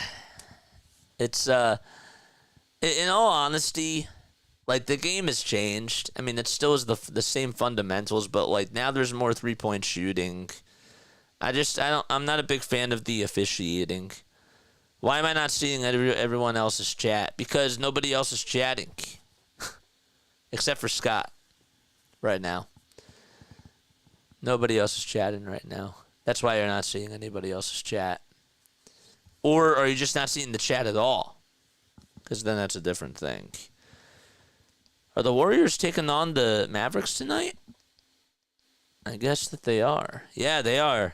Klay Thompson's return to Golden State. How about that? That should be fun. Backup save gaming. This is a lol. It's probably, I was like, either because nobody else is chatting, or it's like, or are you saying that you don't see your chat? Because those are two different things. Again, 17 points for PG, 5 rebounds. He's 3 for 4 from the field. I didn't see his, just mine. Gotcha. What else? Embiid is 8 points. Who's leading the way for the Knicks? Knicks have Karl Anthony Towns, who is 12. Oh, yeah, I forgot. How could I forget? Cat is 12, 7, and 2. And Anunoby is 11, 2, and 0. Don't forget to like. Don't forget to subscribe. We here, baby. We here, baby. What it do? Sorry, I had to answer a call, says Grace. Oh, you're good. No worries. No worries. Jane was just wondering, like, why she couldn't see anybody else's chat, and I was like, well, because nobody else is chatting. Except for Scott and Backup Save Gaming. And now you! Now you're back. So that's good. That's all good. All right. Yeah, I have to remind myself to try to get a JJ emoji. I have to, like, take a picture of myself, and I gotta make a JJ emote. I will do that. After the game, come on and give JJ your thoughts on how the Sixers played tonight. We're going to be doing a little post-game show. You're more than welcome to tune on in. There's the link for the post-game show. I encourage you all to come, and I want to see y'all there, man. I do. I want to see y'all there. So, don't forget about that. And we'll give our thoughts on the Sixers, all right? And we'll take some phone calls. We'll hear from the people, the beautiful people of brotherly love. And we'll be doing that after every single Sixers game, for the most part, unless there's an Eagles game or if I'm strict on time. But I want to try to get more. I want to try to get y'all back involved, because y'all are what makes this whole thing special, man. I just X'd out of the chat and did it again. Now it works so far, says Jane. Now you're going to bring more people. No, I'm kidding. I'm kidding. But yeah, that's good. That's good that the chat's working now. Knicks are 4-5. Sixers are 2-7. I'm not getting your links either. I'm going out all the way and coming back in. Frustrating. I don't know if I even posted the link. Did I even post the link? Yeah, I did. Yeah, the link was posted. I didn't know if it actually posted. Sixers actually played the Knicks 4 times this year. Next time that these two teams play, it'll be on January 15th. Then it's February 26th. And then April 1st. They're all primetime games. All right. So, here we go. We'll start off the third quarter. Right now, Philadelphia down by 4. Where's my cursor? There it is. Again, I can't understand why this whole thing is delayed. Martin gets a steal off the inbound pass, and Caleb Martin's going to solo it and throw it down for 2. 54-52, and a timeout called immediately. Not a good possession, and Tom Thibodeau is outraged and not so happy about that. Jalen Brunson actually was seen hobbling. Uh-oh. Brunson was hobbling and the trainer was out there. That's why they called the time. That's why they called the timeout. Ugh. Weird play to open the half. Knicks star Jalen Brunson appeared to turn his ankle on Caleb Martin's foot, according to Kai Carlin. Martin picked up the turnover and went to the locker room. Great. I don't wish injury upon anybody. And now the excuse is going to be like, if he's out for the rest of the game, oh, well, the Sixers won because guess what? Jalen Brunson got hurt. Like, that's going to be the excuse now. And that's going to be the narrative written all over. I can see it from the media headlines. And again, I don't wish injury upon anybody. I like Jalen Brunson, man. He's a good dude. I'm playing at my Xbox, listening to your show. Let's go 76ers, JJ! All right. Hit that like button, baby. Jane, try to update the app. See if there's any updates available. It could just be that. You might have to update. You might also have to turn your phone off and try to reboot it. Because sometimes, even as simple as that sounds, that works too. It's too bad. That's okay. We don't need him headbutting people like he does his backup safe gaming. Yeah, for sure. I just, again, don't wish injury upon anybody, but yes. Brunson goes back to the locker room, appearing to turn his ankle early in the third quarter. I'm hoping for his sake it's just an ankle turn.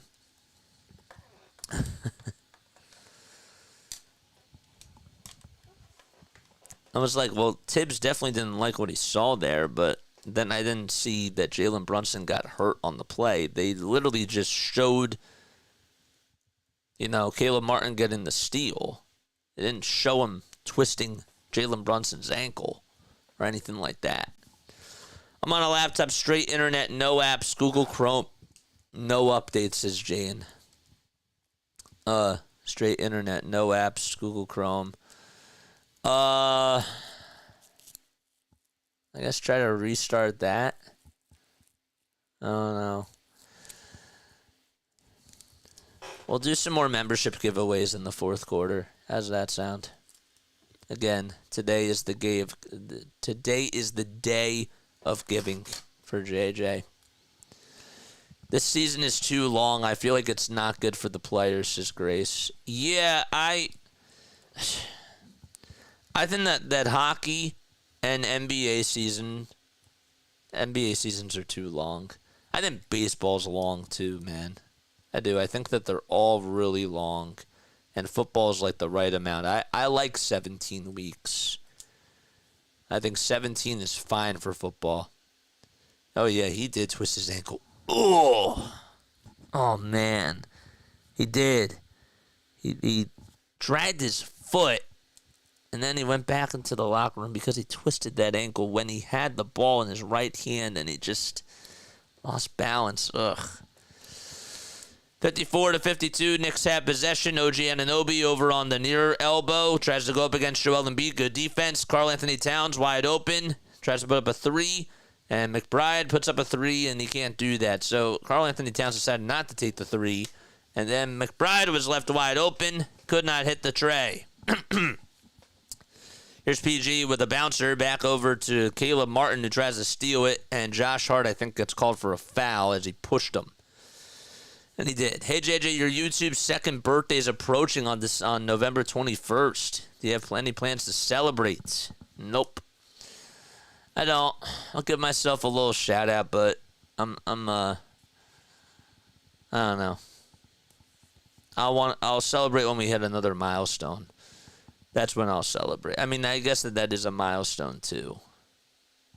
Oubre over on the foul line. Okay, gives it back to Caleb Martin on the inbound pass, and Martin scoops it up and scoops it in with the right hand. Caleb Martin has scored all 4 points to start off this third quarter, and the Sixers tie it at 54. Football is good at 17. Basketball needs to be like 82 games. Basketball needs to go back like 62. I agree with that for sure. No good on the shot on the other side. Embiid downhill on the block. Tries to bully Karl-Anthony Towns. Spins, turns, fades away. No. And Josh Hart gets the rebound. Oubre was just a step too late.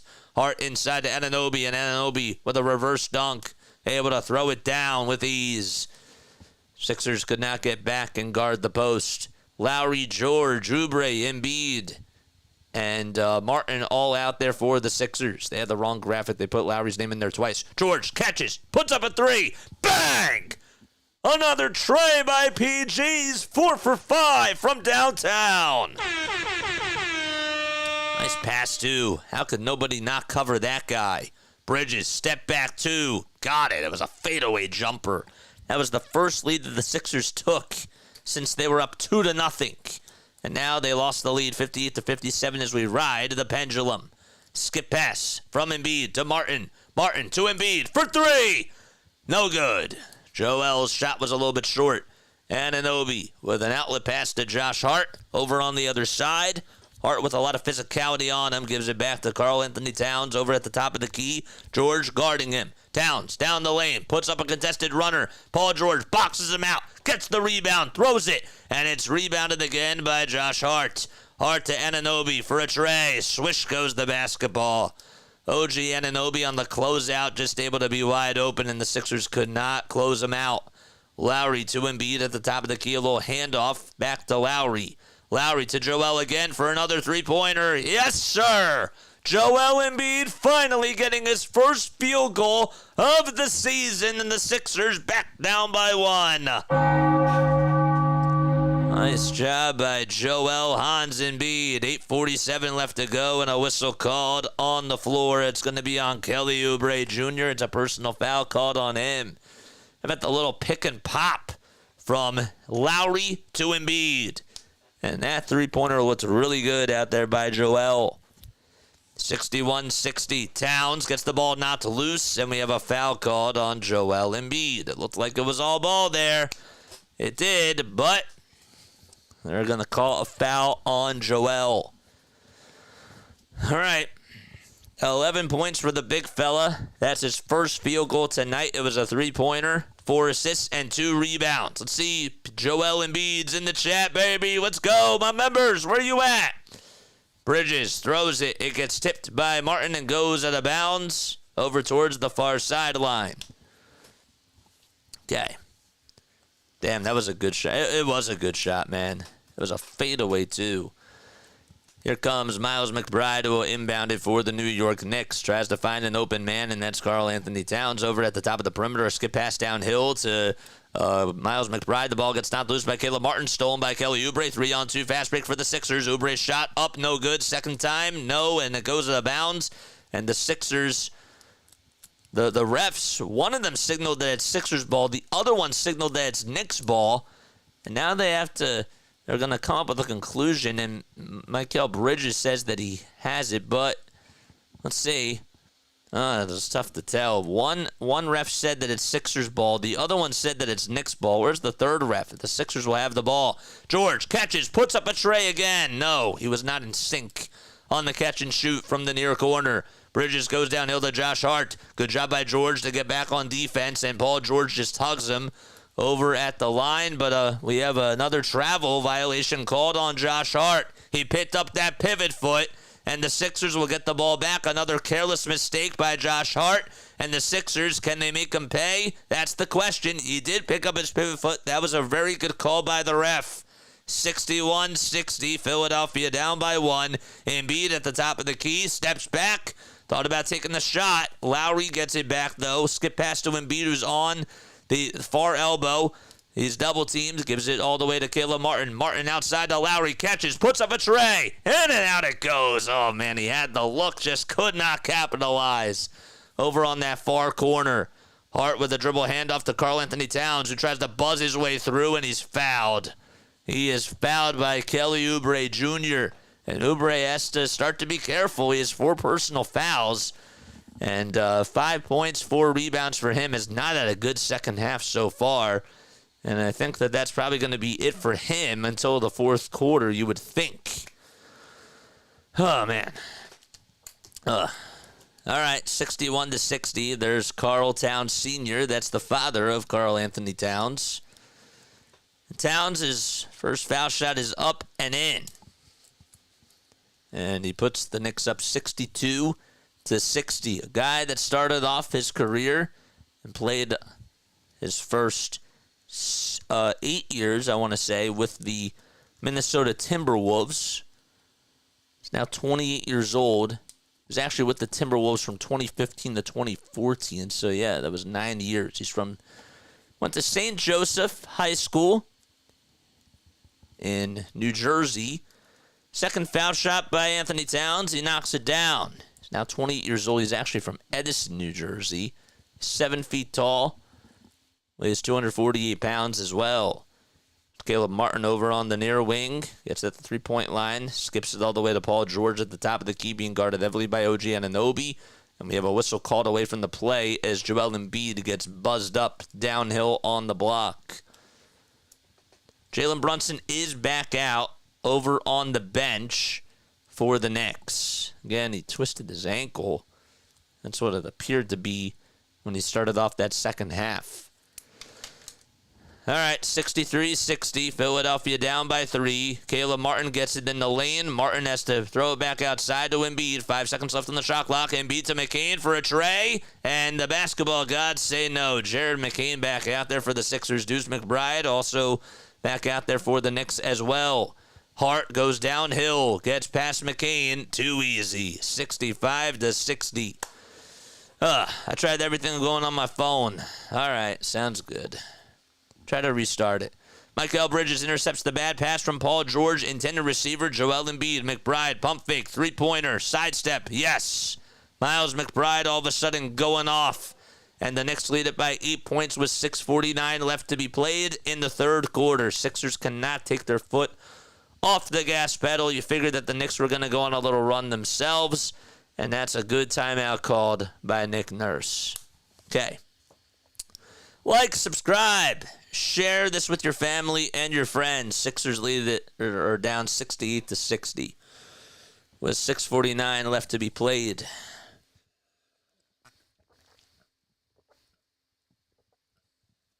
Okay. All right.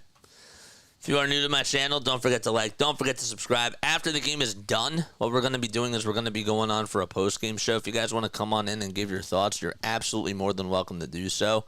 The link to the Discord server, if you want to come on for a post-game show, is literally right over here. I'm going to post it right now, so that way y'all have it. Don't forget to like and don't forget to subscribe, folks, and hit those bell icons too. All right? Don't forget to hit those bell icons.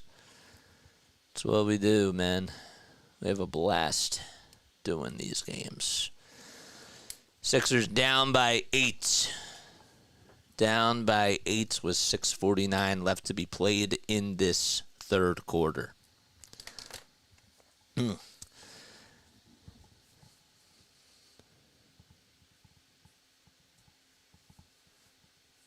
Oh, you can't see my handsome face. Oh, thank you. You can still see it. It's not as big. You can actually zoom in. You could zoom in. If you do this, well, now I guess it's hard for you to see. You could zoom in though. 2 times a day, every day I'm on to bells or ups for you. Oh, thank you. I appreciate that. If you enjoy JJ's play-by-play content, smash the like button, hit that bell icon, and don't forget to hit the notifications. Look at my mods, man. My mods are going to work. They're doing a really awesome job. I love it. I love it very, very much. I do.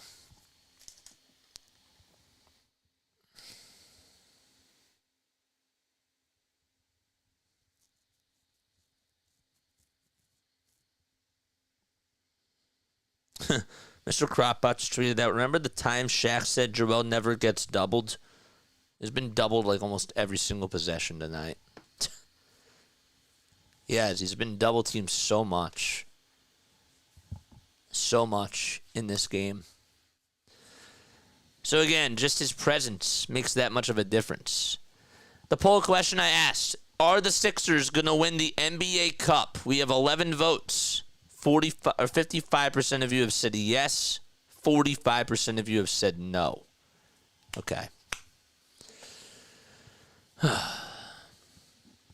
I want the cup, man. Like, I want it all.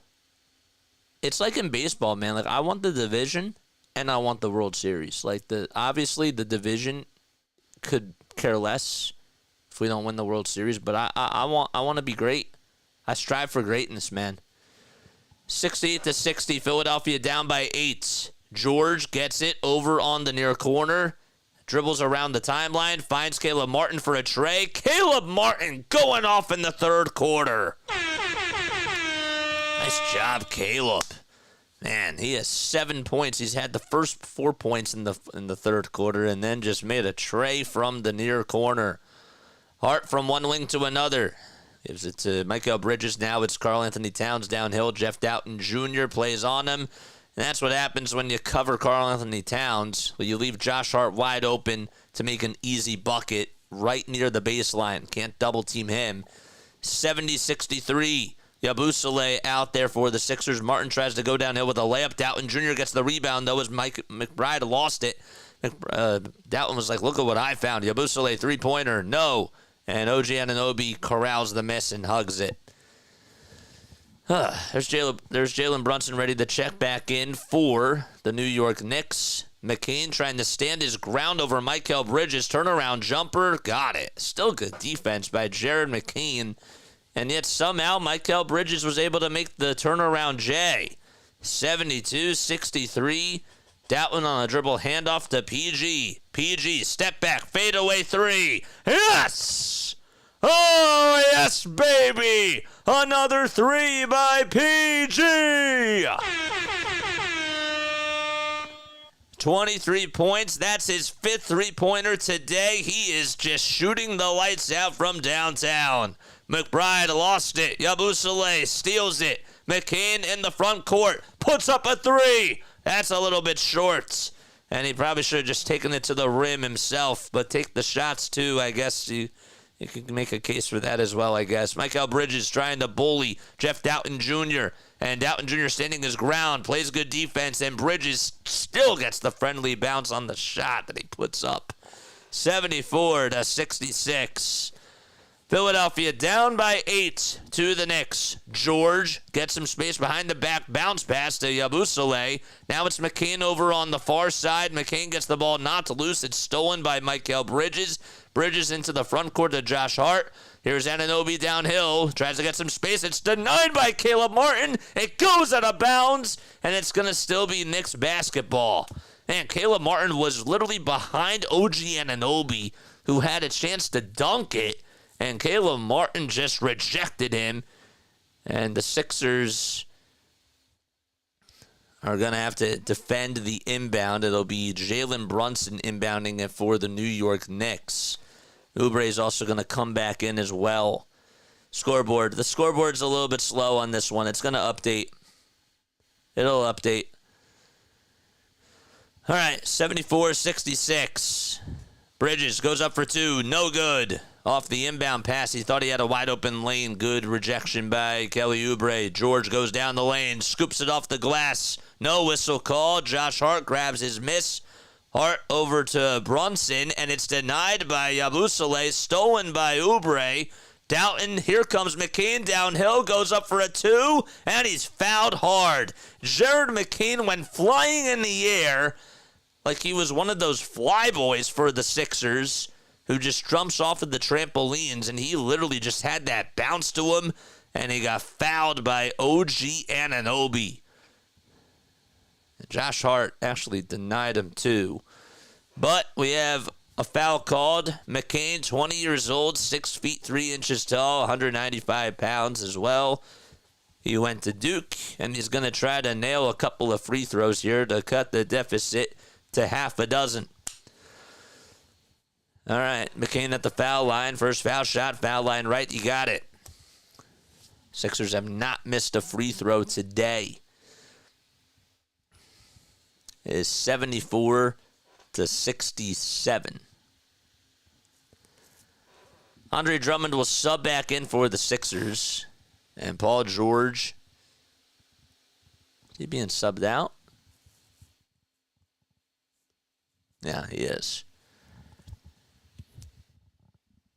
Yabusele, oubre, McCain, Drummond, as McCain knocks down the second foul shot. Excellent. And Jeff Doughton Jr. all in there for Philadelphia. 3:48 left to be played in the third quarter. Oubre tried to come on in to intercept the pass to Mikal Bridges, and he was just a step too late, but the ball goes out of bounds.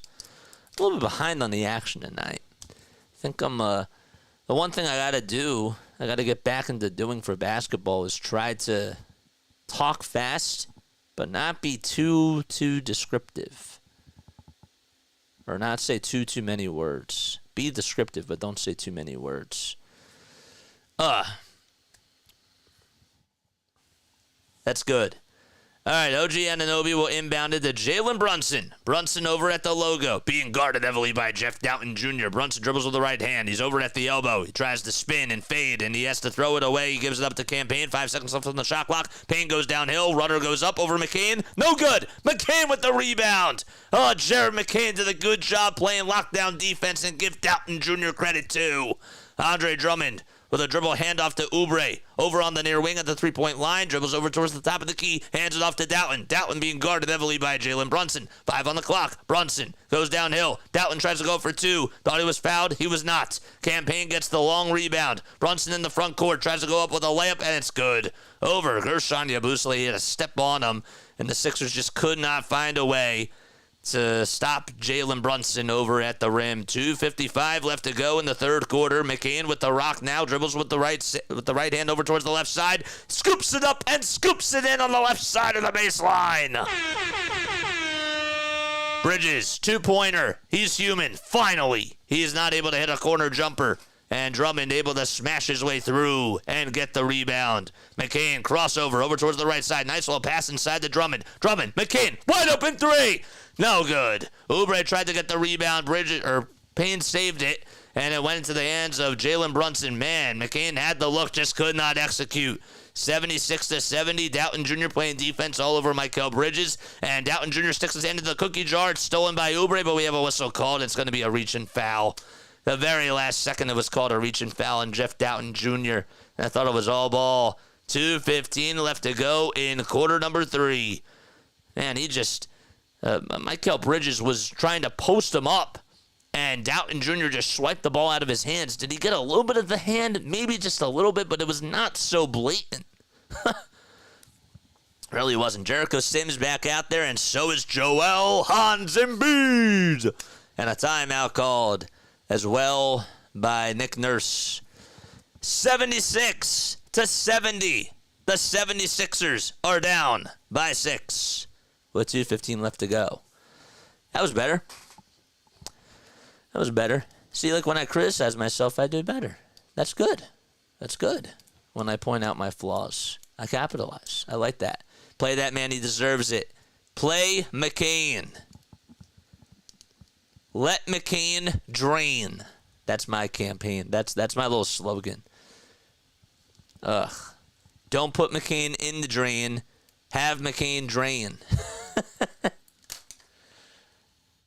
Yeah, I could definitely listen to this in my car, on my way home from work or anything. Yeah, that's good. I'm happy that you can be able to, see the chord and stuff because, again, I have fun doing this. I called G League games when I was in college. I had a really, really cool honor of doing that. I also did minor league baseball in college as well. I did the Wilmington Blue Rocks and the Delaware Blue Coats. The Blue Coats are the G League affiliate of the Philadelphia 76ers. I also got to do Wilmington Blue Rocks, who are the high affiliate of the Washington Nationals. I have fun calling games, man. I really like being able to just learn about new sports and all that sort of stuff. Baseball was my number one, and then when we found out about the opportunity for the Blue Coats, I wanted to try to call more basketball and also really just try to study up on that. And you can just see that the reps come natural. They really do. And it's just all about getting into a rhythm and just practice, man. Enjoying you argue with yourself. Oh, dude, it's so much fun. Like, I love talking to myself. I never thought that I would ever do this, but I love the bickering back and forth. You know, Tom McGinnis actually does a really good job at that. That's the one thing I like about Tom McGinnis. He's the radio Sixers play-by-play announcer. Brunson lost the ball on the inbound pass. Doughton Jr. got his hand in the cookie jar. There's Allen Iverson over on the bench on his phone, but loving what he sees. He's rocking the glasses, too. 76-70, AI in the house for Philadelphia. McCain back to Embiid. Embiid for three. No good. It was a little bit short. Brunson climbs the ladder, comes down the chimney with the board. 1:50 left to go in the third quarter. Sixers down by 6. Brunson over at the elbow, kicks it out to Karl-Anthony Towns. Towns has been quiet in this third quarter so far. Hopefully we didn't jinx him. He swings it out. Michael Bridges wide open three-pointer. No good. PM Yabusele comes up with a rebound. Nobody was there to box him out. Embiid over on the elbow, trying to get physical with Karl-Anthony Towns. He gets double-teamed, and now he hands it off to Jared McCain over at the top of the key. McCain, right-handed, right-sided baseline, lays it up, lays it in, and one! Jared McCain on fumes, and still able to buzz his way past campaign, and he got fouled and made an acrobatic shot while he was at it. Oh, that was beautiful. Just some swiveling, just some ballet moves, and Tyrese Maxey feeling it over on the sideline. He says, man, oh man, that's what a grown man does. 76-72, 13 points for McCain, 4 for 11 from the field. Foul line shot, good. Excellent. 76-73, Philadelphia down by a trace. Payne, Brunson, Bridges, Towns, and Ryan all out there for the Knicks. Brunson gets the ball, knocked loose, gets it back though. 3-point shot by Jalen, line drive, short. Oubre, rebound over on the left side of the baseline. Oubre gives it up to Joel Embiid over towards his right side. Embiid back out to Oubre over at the top of the key, being guarded heavily by Karl-Anthony Towns. He has to throw it, finds McCain over at the foul line. Lob pass inside to Embiid. Embiid with not 1, not 2, but 3 defenders on him, and he still made the layup.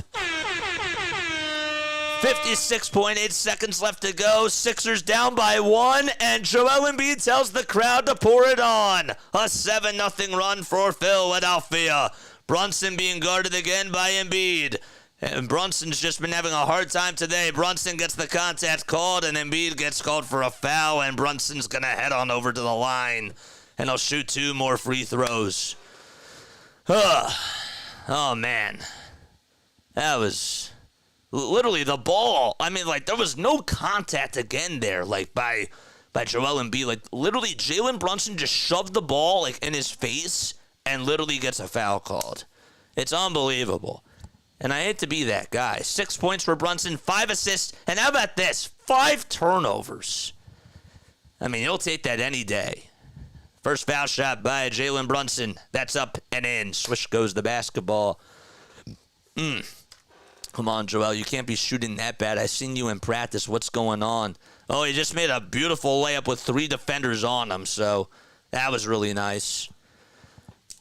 That was beautiful. He got blitzed, and yet he still was able to make a layup. He's just a gifted monster. And I mean that in a compliment. Foul shot again by Jalen Brunson. He got it. So, Jalen today is still in single figures scoring-wise. Philadelphia down by 3. Jeff Doughton Jr. still out there for the Sixers. Doughton and Embiid trying to get on the same page, and finally Embiid sets a pick for him. Doughton gets it over at the top of the key, hands it off to Embiid. Embiid with a foul line jumper. It's blocked by Karl-Anthony Towns. Yabusele gets it back, though. 4 seconds left on the shot clock. Yabusele 2? No. And we have a foul called, an offensive foul on Gershon. Wow. I don't even, were his defender's feet set? I don't even know. Don't even know. But Gershon stayed with the play. I got to give him credit there because Embiid settled for a jumper. Even though it got blocked, just could not go downhill. I think that something's still bothering him with that knee. Or he's just trying to, I know that it's a lot to get used to getting the cardio back in there. And this is probably his first time. And this is his first time back out there. So I understand, and I get that. And he's on a minutes restriction, and they're trying to be careful. But I'm hoping that the knee is not still bothering him. You know what I mean? Like, I'm hoping that the knee is still not bothering him because he has not really been able to get that extra move. And I know that takes reps. I understand. But at the same time, I cringe. 17 seconds left to go. Clock still ticking. Jalen Brunson has the rock. He wants to milk the clock down. Caleb Martin, who's been a tag on him throughout this whole entire game, is now playing defense. Brunson throws it away. The intended receiver was supposed to be Josh Hart, and it goes out of bounds, and the Sixers will take on over. They can tie it with a 3 or cut the deficit to 1 to end the first quarter with a 2. 78-75, Philadelphia is down by 3 points. 3.9 seconds left to go. Yabusele will sub back out, and Embiid, I think, is going to be the inbounder here. Michael Bridges and Jericho Sims is going to come back. Do you remember Henry Sims? Oh, my gosh. I forgot that he was a Sixer at one point. McCain will actually be the one that's going to inbound it. But another substitution coming in for the Knicks. It's like Hannibal Lecter. Yeah, exactly. McCain will inbound it over towards the Knicks baseline. Inbounds it to Paul George. Is back out there. 2 seconds left to go. George with a half-court shot. It goes up, and that's no good. Hit the back of the iron. Not a good shot either. But we go into the fourth quarter. Philadelphia down by 3. 78-75 is the score. Fourth frame coming up at the WFC, the Wells Fargo Center. Okay. All right. I'm going to ask you a Philadelphia 76ers trivia question. If you get it right, you'll hear this. If you get it wrong, you'll hear this. All right, we're going to play a little game of Who Am I? All right. So let's do that right now. Which 76er am I? All right. Okay. I was a six-man player of the year at least one time. I played for the Sixers. I played for the Hawks. And another team that I played for was the Raptors. But I also, I'm 38 years old as well. That's the last thing I'll say. 38 years old. I played for the Sixers, was at least a six-man of the year one time. Played for the Sixers, the Hawks, and the Raptors. He played for more teams too. But those are your 3 things that I'm going to say. Trivia time. Bobby Jones. Lou Williams. Yes, sir. Lou Williams. Barbecue chicken, man. 3-time NBA Sixth Player of the Year. Won Naismith Prep Player of the Year as well back in 2005. He played for the Sixers from 2005 to 2012. And then he was on the Hawks for 2 years. Then he went to the Toronto Raptors and then played 2 seasons with the Lakers, got traded to the Rockets, and then he went back to Los Angeles, played with the Clippers from 2017 to 2021, and then he went back to the Atlanta Hawks. 15,593 career points for Lou Williams. He, to me, is just one of those guys where, like, you loved him on a Sixers uniform. You know what I mean? Andre Iguodala, Lou Williams, and Drew Holiday were such, and Spencer Hawes. Like, let's give Spencer Hawes a lot of credit, too. Spencer Hawes was one of the first big men to actually learn how to shoot the 3. He changed the game for big men. He really did. He was such a great 3-point sniper. So, Lou Williams is correct. Good job for those of you that got it.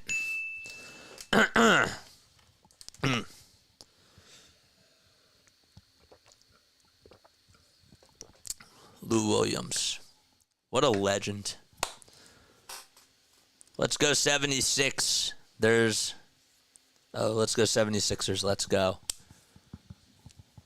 Where's my thingy? There it is.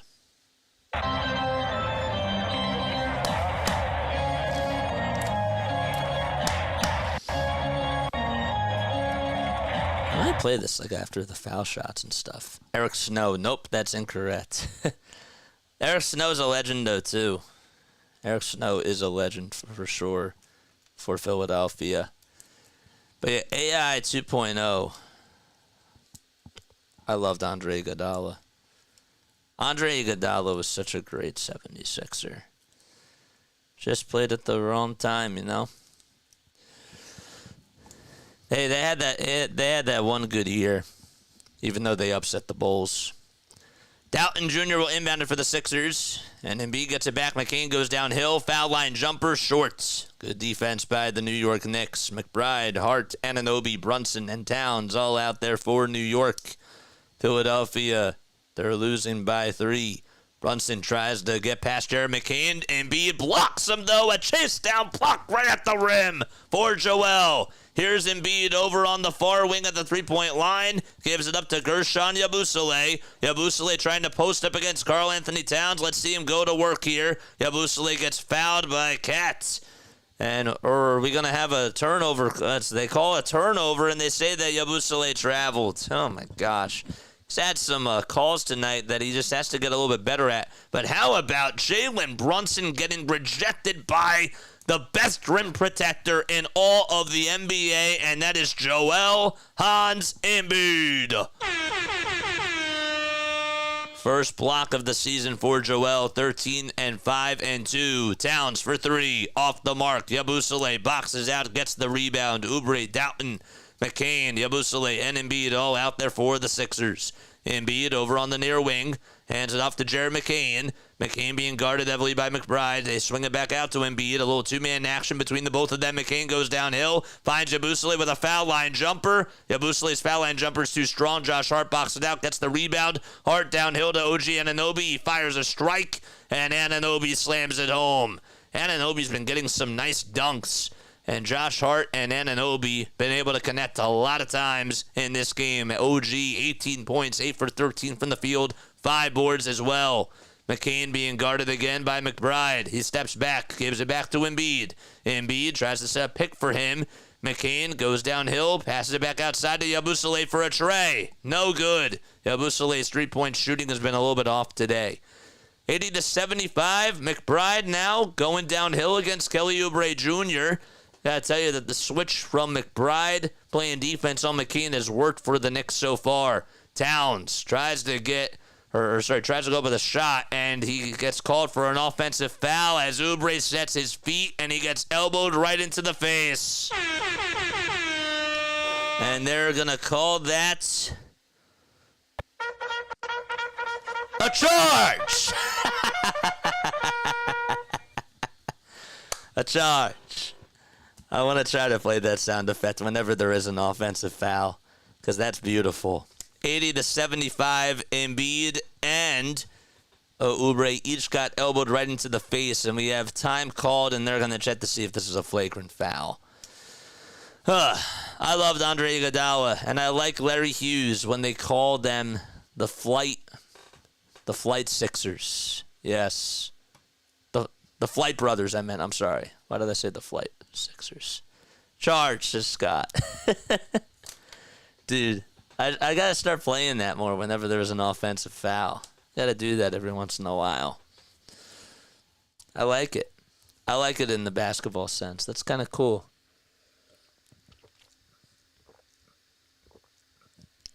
All right. Kind of trying to injure my goat. Only a New York Knick could manage to hurt 2 Sixers players in the same play. Dude, I mean, like, come on. He literally just elbowed the both of them in the face, dude. That should be a double foul. I agree. We should have 4 free throws. We should have, like, 4 free throws and get the ball back with the way that the NBA is right now. Double foul, throw him out of the game. Dude, if that was Joel Embiid, he would get, like, fumes. He would. If Joel Embiid did that, man, he would literally get hands, probably. So, I'm just saying. It's just funny. It's funny how things work. Make it up while we wait, says Grace. There's the Discord server. I encourage you all to join the Discord server and come on to talk to me after this game is done. Yeah. We should get 2 flagrants.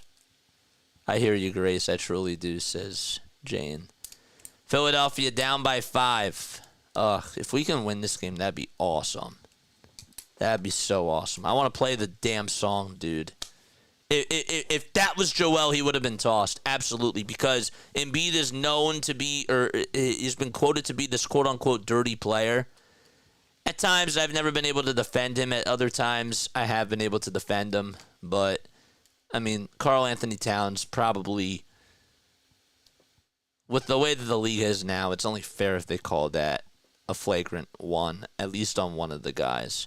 If Joel got hit in the face or the head, have some crazy facial injury and be out for the season, dude, I mean, I hope not. I hope not. Dude, Grace says a flagrant 2. Dude, he literally, like, RB's right. Only a Knicks player could actually injure 2 Sixers on the same play. Like, in the face. All right, so let's see what the call is. Oubre and Embiid each got elbowed in the face. Embiid returns back to the floor after the timeout. The replay review process is ridiculous. Damn. All right, so it's 80-75. Let's see what the conclusion was on that play.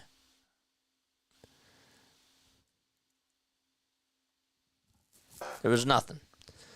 Towns is going to hand it off to OG Anunoby, who goes down the lane. McBride open for a tray. Got it. Deuce McBride, man. What a shot. He's just been able to make some big-time shots. 83-75. Knicks get some more breathing room. NBA is rigged. Literally nothing happened there. Of course. McCain over at the top of the key. Lob pass down low to Embiid. Embiid with an elbow jumper. It's a little bit short again, and McBride gets the rebound. Come on, Joel. You got to try to attack and go to the rim, man. Brunson over on the far side, being guarded heavily by McCain. Screen comes. Brunson scoops it up, lays it in over Embiid, and the Sixers down by 10. Smells like a loss, Marshawn says. I hope not. I don't feel that way just yet. It's a game of runs. McCain downhill, throws it away to Jalen Brunson. Brunson gets the steal. That was a bad pass, bad read by Jared McCain, like he was a quarterback making a bad throw. Brunson gets past a screen set by Karl Anthony Towns. He now wants to dance on over Embiid. McBride over towards the near corner to Anunoby, and then Anunoby slams it home. And Philadelphia down by 12 with 8:40 left to go, and timeout called by the Sixers, and rightfully so. So the Knicks go on a little run themselves. McBride made a 3, and ever since then it's been a 7-0. It's really been a 9-0 run to start off the fourth quarter. Sixers were down by 3, and now they're down by 12. So the Sixers have 2 timeouts, and the Knicks have 2 as well. How many timeouts are left at JJ? How many timeouts are left? Joel's shot looks bad. Dude, I don't understand.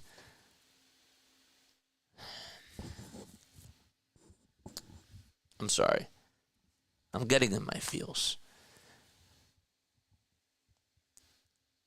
I just want him to be more aggressive.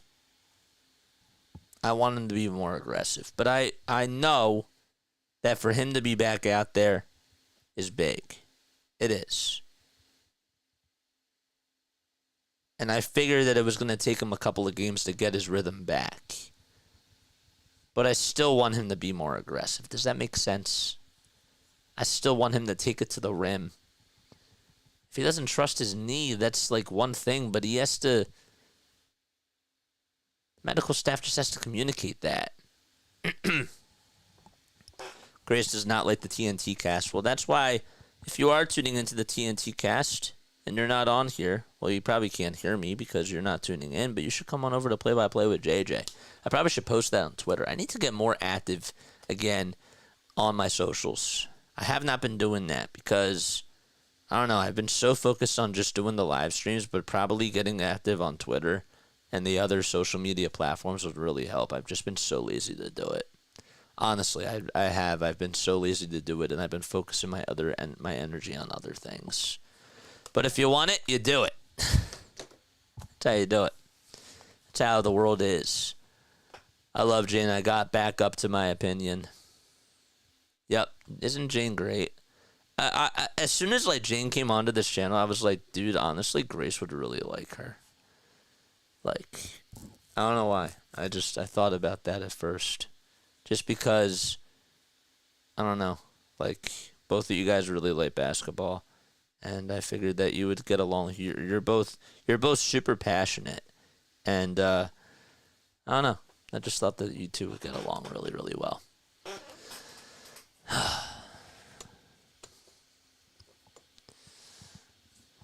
I knew that Jane was going to get along with Larry too. You go, girl. Yes, sir. In case you are new to the channel, the name is Jason Joseph. This is Play by Play with JJ. Thank you all so much for being on here. I'm a broadcaster from South Jersey. I've been doing this YouTube channel for a while now, man. I've been doing it for 2 years. Almost 2 full years. Grayson Jane, BFF on Play by Play with JJ. JJ, nobody here or anytime you've ever been on has complained about your calling. Sometimes sometimes you're down, but you always have a good person, and that's why people rely on this. All right, Larry's back. Now we got to start winning, 87-75, and we have a turnover called on the Sixers, so that certainly helps. That was for Larry, the air horn. The air horn was for Larry. What's up, Larry? How you doing? Oh, I forgot to do more giveaways. I'll do that after this timeout. 87-75. Brunson gets it over at the top of the perimeter, being guarded heavily by Jared McCain. Brunson's been ice cold in this game. Brunson outside to Josh Hart. Hart goes down towards the baseline. Anthony Towns, runner over Embiid, got it. And the Sixers cannot stop the bleeding. They were down by 3 heading into the fourth quarter, and all of a sudden now it's a 14-point deficit. Here's Caleb Martin over at the free throw line, goes up with a lane or with a layup, and he got it.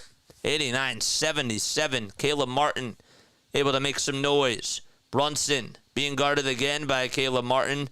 And here comes Anthony Towns with a pick. Good job by the Sixers to switch. Brunson's 2. No good. George gets the rebound. Paul George back out there for the Sixers. Philadelphia down by 12. Paul George has been lights out from 3. George gets it knocked loose, though it's stolen. Anunoby on the fast break. Sledges it home. It's good. George and Embiid had some miscommunication. I figured that was going to happen, too. 91-77. The Sixers down by 14 points. They only have 2 timeouts left. OG with 22 in this game. George gets a screen from Embiid. George outside to Joel. Joel settles for a tray. In and out again. And Brunson gets the rebound. The shots are not falling for Joel. And Jalen Brunson able to have another board. Brunson with a skip pass to Karl Anthony Towns. Towns trying to bully Paul George. Runner is up. Embiid cleans the glass. Joel with a skipper back to Paul George.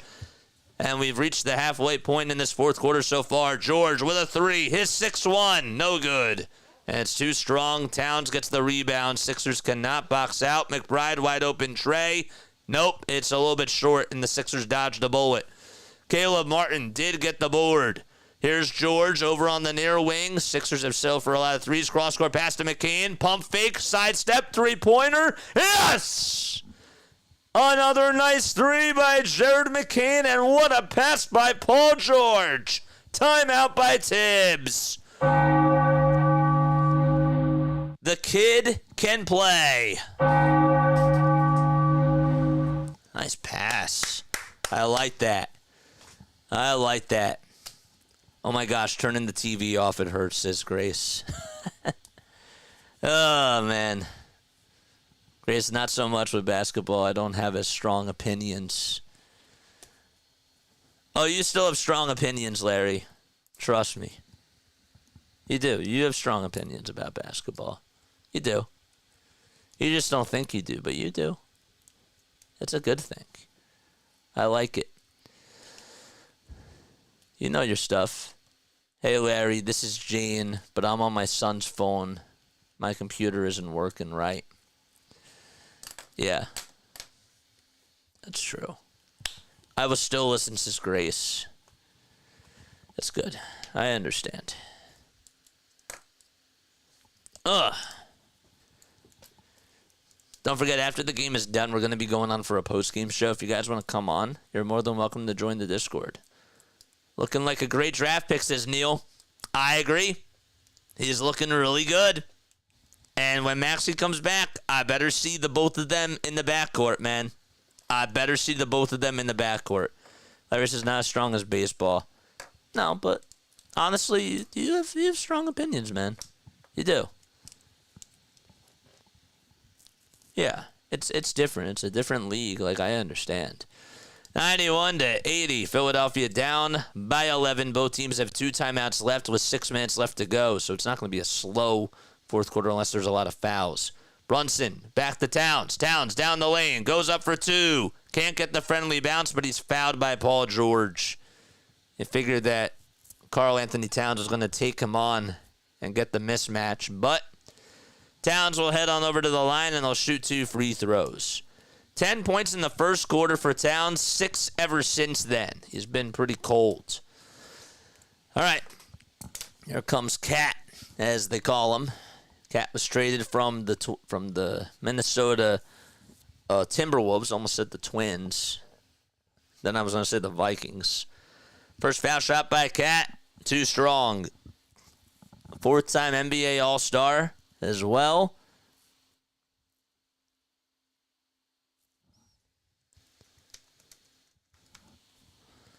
Born in 1995. 2-time All-NBA third team. Second foul shot good by Karl Anthony Towns. Sixers trail by a dozen.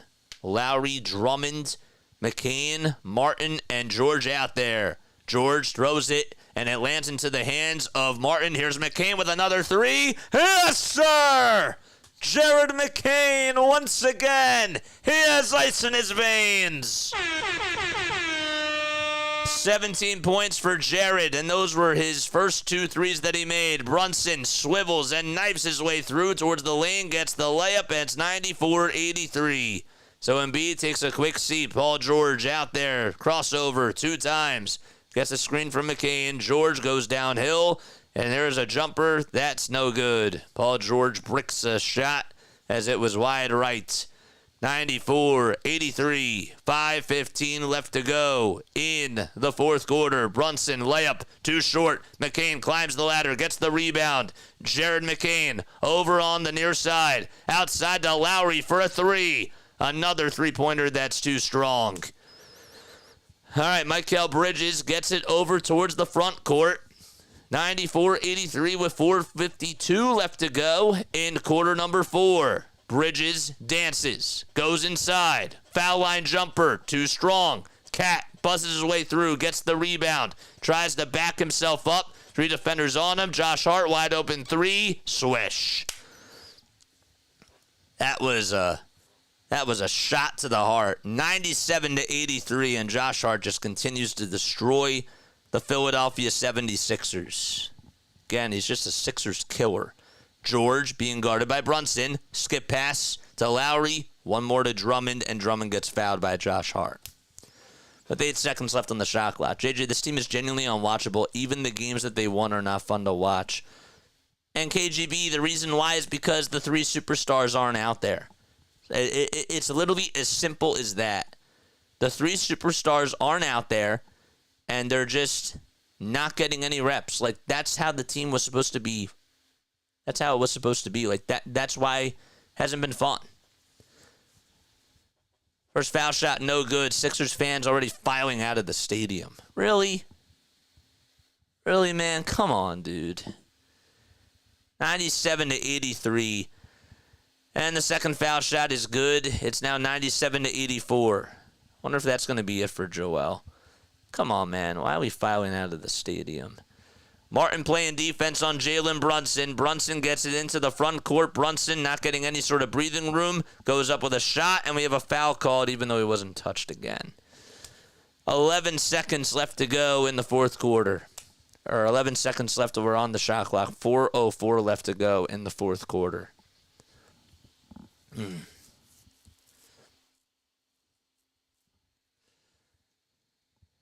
Knicks are trying to be back at the 500 mark.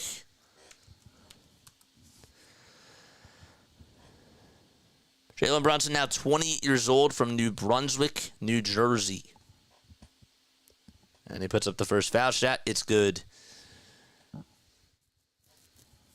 Knicks are up by 14 points. Brunson was an all-star last year. Of course, he was a champion 2 times with the Wildcats. Second foul shot by Jalen Brunson. Got it. 99-84. That's one thing I can't forgive. You don't leave early no matter what the score is. Yeah, I don't get it, man. Especially with basketball, like George gets it over on the far wing.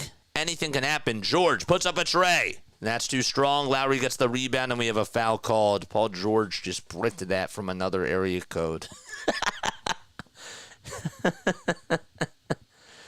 99-84, 3:49 left to go in the fourth quarter.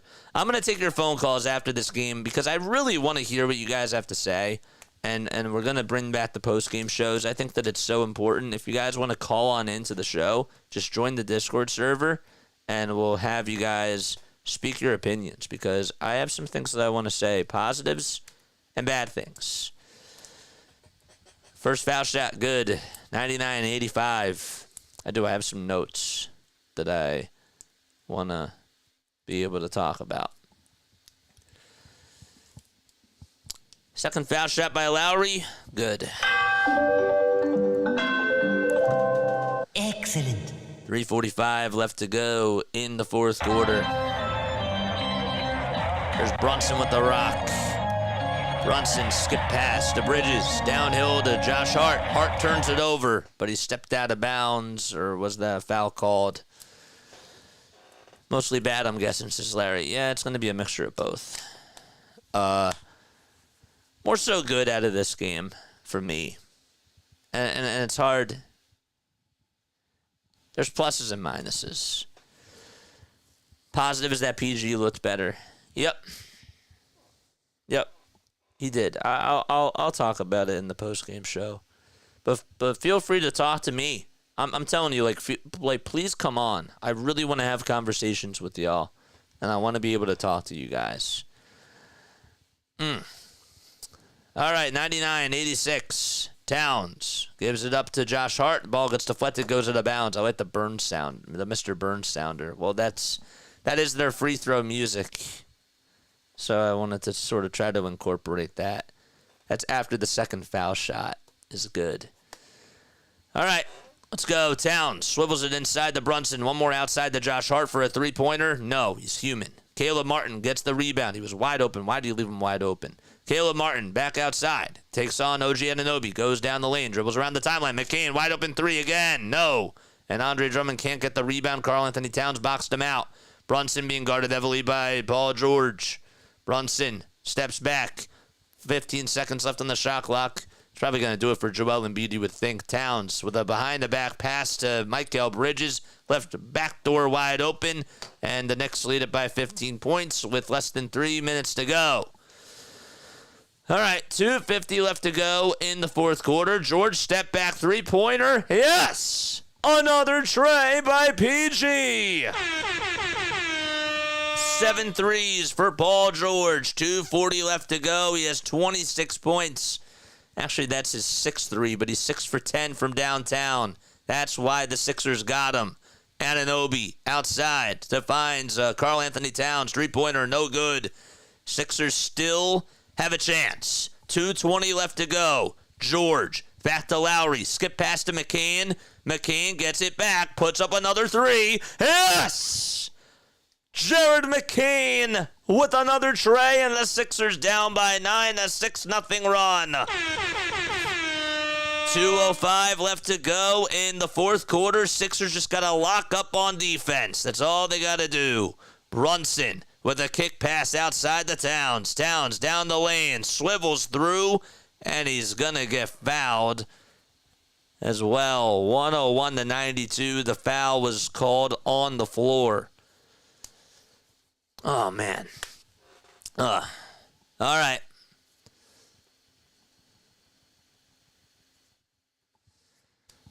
"17 points for Karl Anthony Towns, 13 rebounds, and 6 assists.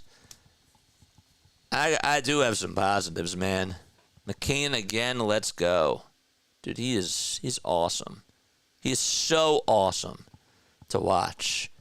He needs to be a starter. Karl Anthony Towns, that was a nice behind-the-back pass that they're showing the replay of. 102-92, timeout called with 1:54 left to go. I like McCain, says Larry. I do too. This guy is already front runner for Rookie of the Year, man.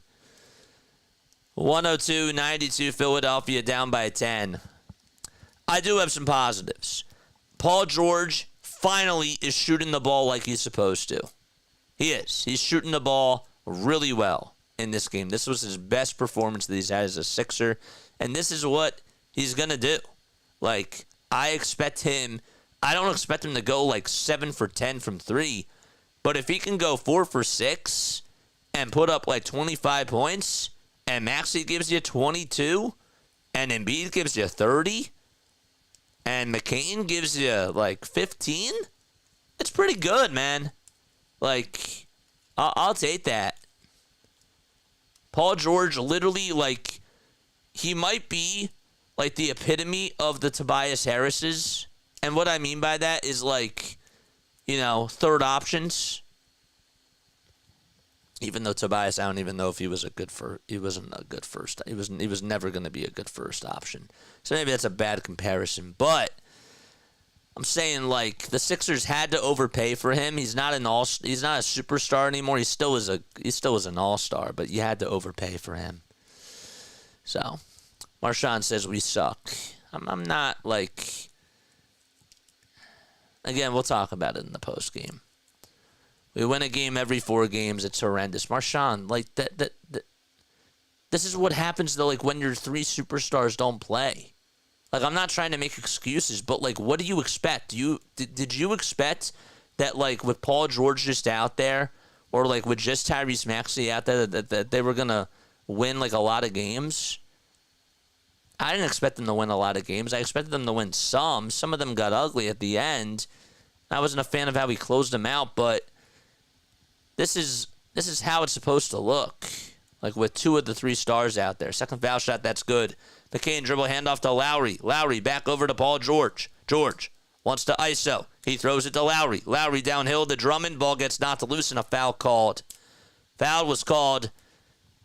And the Sixers are going to get the ball back, but Tom Thibodeau, I think, is going to challenge this. I expect us to beat the Raptors and the Pistons. You expected us to beat the Raptors and the Pistons. I expected them to beat the Pistons, but up 10 against the Suns and we were supposed to beat them. We got to get the chemistry. Yeah, I mean, like, at the end of the day, like, you're not winning if 2 of the 3 stars aren't out there. Like, even if the bench gets more minutes, like, literally those 2 guys, Joel Embiid, Paul George, and Tyrese Maxey each add their own element to the team. So, like, that's why Eric Gordon has to play. That's why Kyle Lowry has to play. You know what I mean? Like, that's why you're going to see more of those guys, because guess what? Somebody else has to eat up those minutes, and they're not those people. So that's like, of course we're not going to look as good without Joel and Tyrese and Paul George, because that gives more people other minutes. Now, on the flip side, for Jared McCain's sake, it's a good thing in some ways. It might be a blessing in disguise, or a silver lining for Tyrese Maxey's injury, is that he's getting more minutes. But that's like the only guy. Defense and effort should be the minimum buy-in every night. That I agree with. You can't go out there lifeless. That I can't excuse them for. All right, 103-92. They tried to see if Josh Hart touched it last, and I think it's going to be Sixers ball. Tom Thibodeau wanted an explanation. That I agree with. That I understand. 1:42 left to go in the fourth quarter. And again, after this, I want to take your calls. We're going to have a jump ball over at the logo. So it'll be Andre Drummond going up against Karl Anthony Towns. Remember also, we'll talk about it. Drummond tips it back over to Jalen Brunson, and Brunson and the Knicks win the tip-off.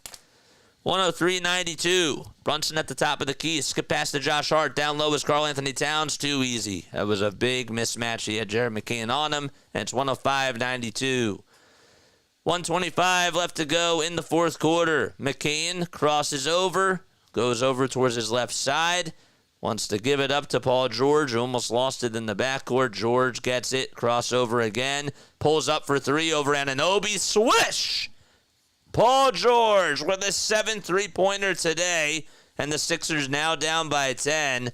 Another big shot by Paul George, nothing but net, contested as well. 29-10 for PG. Towns over on the far wing, being guarded by Andre Drummond. Dribble handoff to Mikal Bridges. They swing it around. OG Anunoby gets it. Anunoby goes downhill, and he goes up for a two. Was contested, and he still made it somehow, some way. All right, 107-95. 45 seconds left to go. George is blitzed. Gives it back outside to Caleb Martin, who goes downhill. Layup is up and too easy for him. 40 seconds left to go. The Sixers are going to go on and be 2-8 on the season, I believe. Is that the correct record? I should really know this. 2-8, I believe. If they lose this game, we do have a foul called. If the Magic beat the Sixers, the Magic are dragging us. Yeah, I don't feel good, but I don't think all hope is lost. I don't think all hope is lost. I think that we're frustrated because we're not seeing any reps or any chemistry with the big three guys, and we're getting products like this. That doesn't excuse them for lack of effort and all that type of stuff. 108-97, 36.4 seconds left to go. Brunson makes the first free throw. Paul George is going to come out of the game. Adem Bona, Ricky Council the fourth, and Jeff Doughton Jr. are going to come on in for the Sixers. Again, I'm going to have a post-game show, and I want to hear your thoughts. All right? We're going to stay on for probably about 40 minutes or so, depending on how many calls that we have. And the second foul shot by Brunson, that's good. 109-97, 35 seconds left to go. About 13 seconds separating the shot clock from the game clock. Council gets it downhill. Kicks it back outside to Caleb Martin. Martin goes down the lane, scoops it up, and scoops it in. With 22.8 seconds left to go, Hart will inbound it to Jericho Sims. And the Knicks are just going to dribble this one out. And that is going to do it. So the New York Knicks, as Brunson goes downhill, goes up with a floater, and he puts it up and in. Dude, the shot clock's winding down. Why do you take that shot there? 111-99. That's like an unwritten rule. Council goes back outside. 3 seconds left to go. Council with a step-back tray. No. Anunoby with a rebound, and that's going to do it. All right. So, 111-99 is the final score in Philadelphia. The Knicks win by 12. And the Sixers are now 2-8 on the season as Joel Embiid makes his return back home to Philadelphia. And they play again tomorrow night against the Cleveland Cavaliers. All right. My takeaways from this game. All right. I'm going to go over that in just a few moments. I'd like to get a sip of water real quick, and then we're going to take your phone calls. All right. And I want to hear your reactions. I have my own thoughts, and I want to say certain things that are on my mind. Just give me 1 second. I'm going to take a sip of water.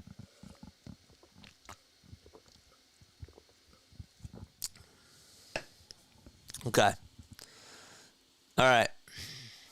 Chat, I'm sure, is very disappointed in this. I have my own takes, and I'm not going to be so negative. I'm not. I have my own takes. Okay. All right. Let's go to the monologue screen, okay? First and foremost, if you are new to the channel, don't forget to like and don't forget to subscribe. I'm going to start the Discord server I'm going to start the Discord thing right now. So if you want to hop on, come on into the waiting room, and we'll get you to come on and talk to us, all right? That's what we're going to do. There's the link.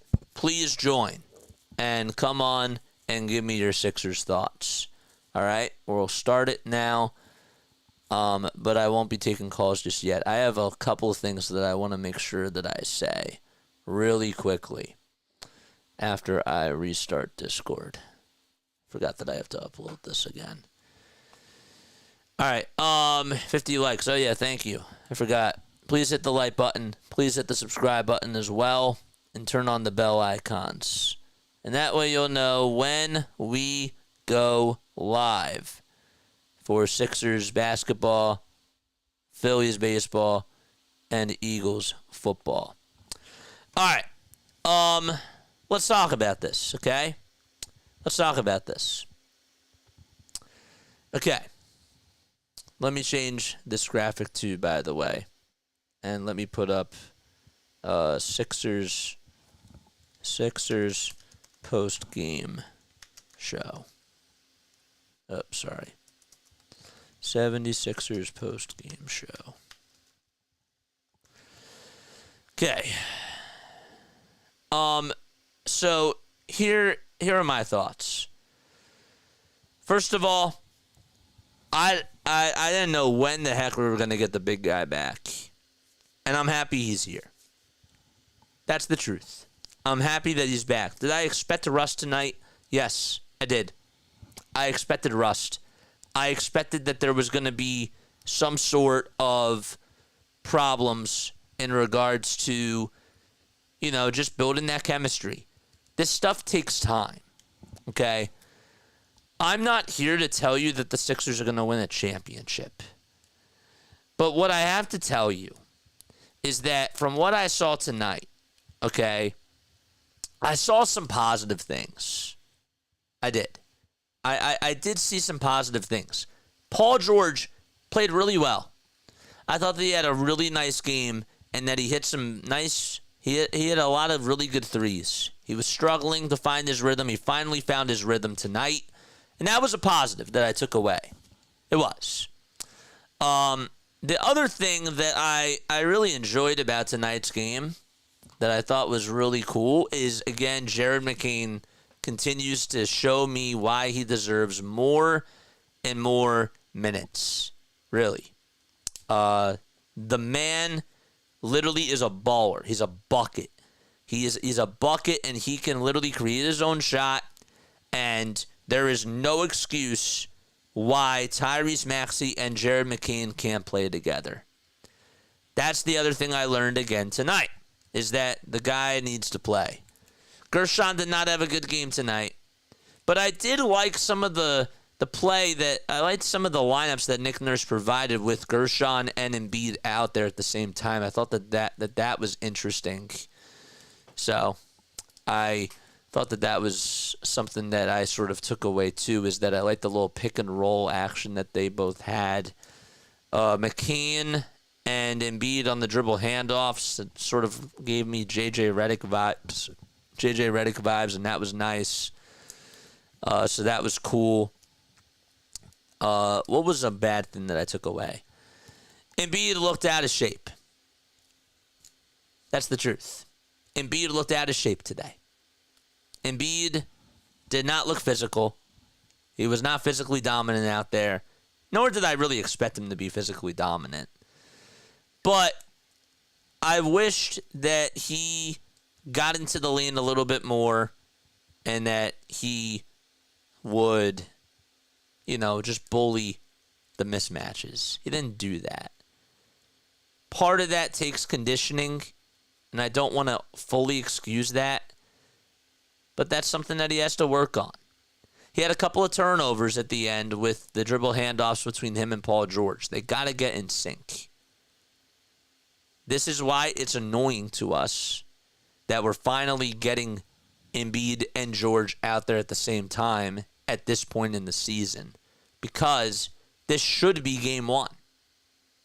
If they both played, this is how it should be, because this is what the lineup is probably going to be like in the playoffs. Now, some people are probably going to disagree, and they're going to say, well, JJ, can they stay healthy?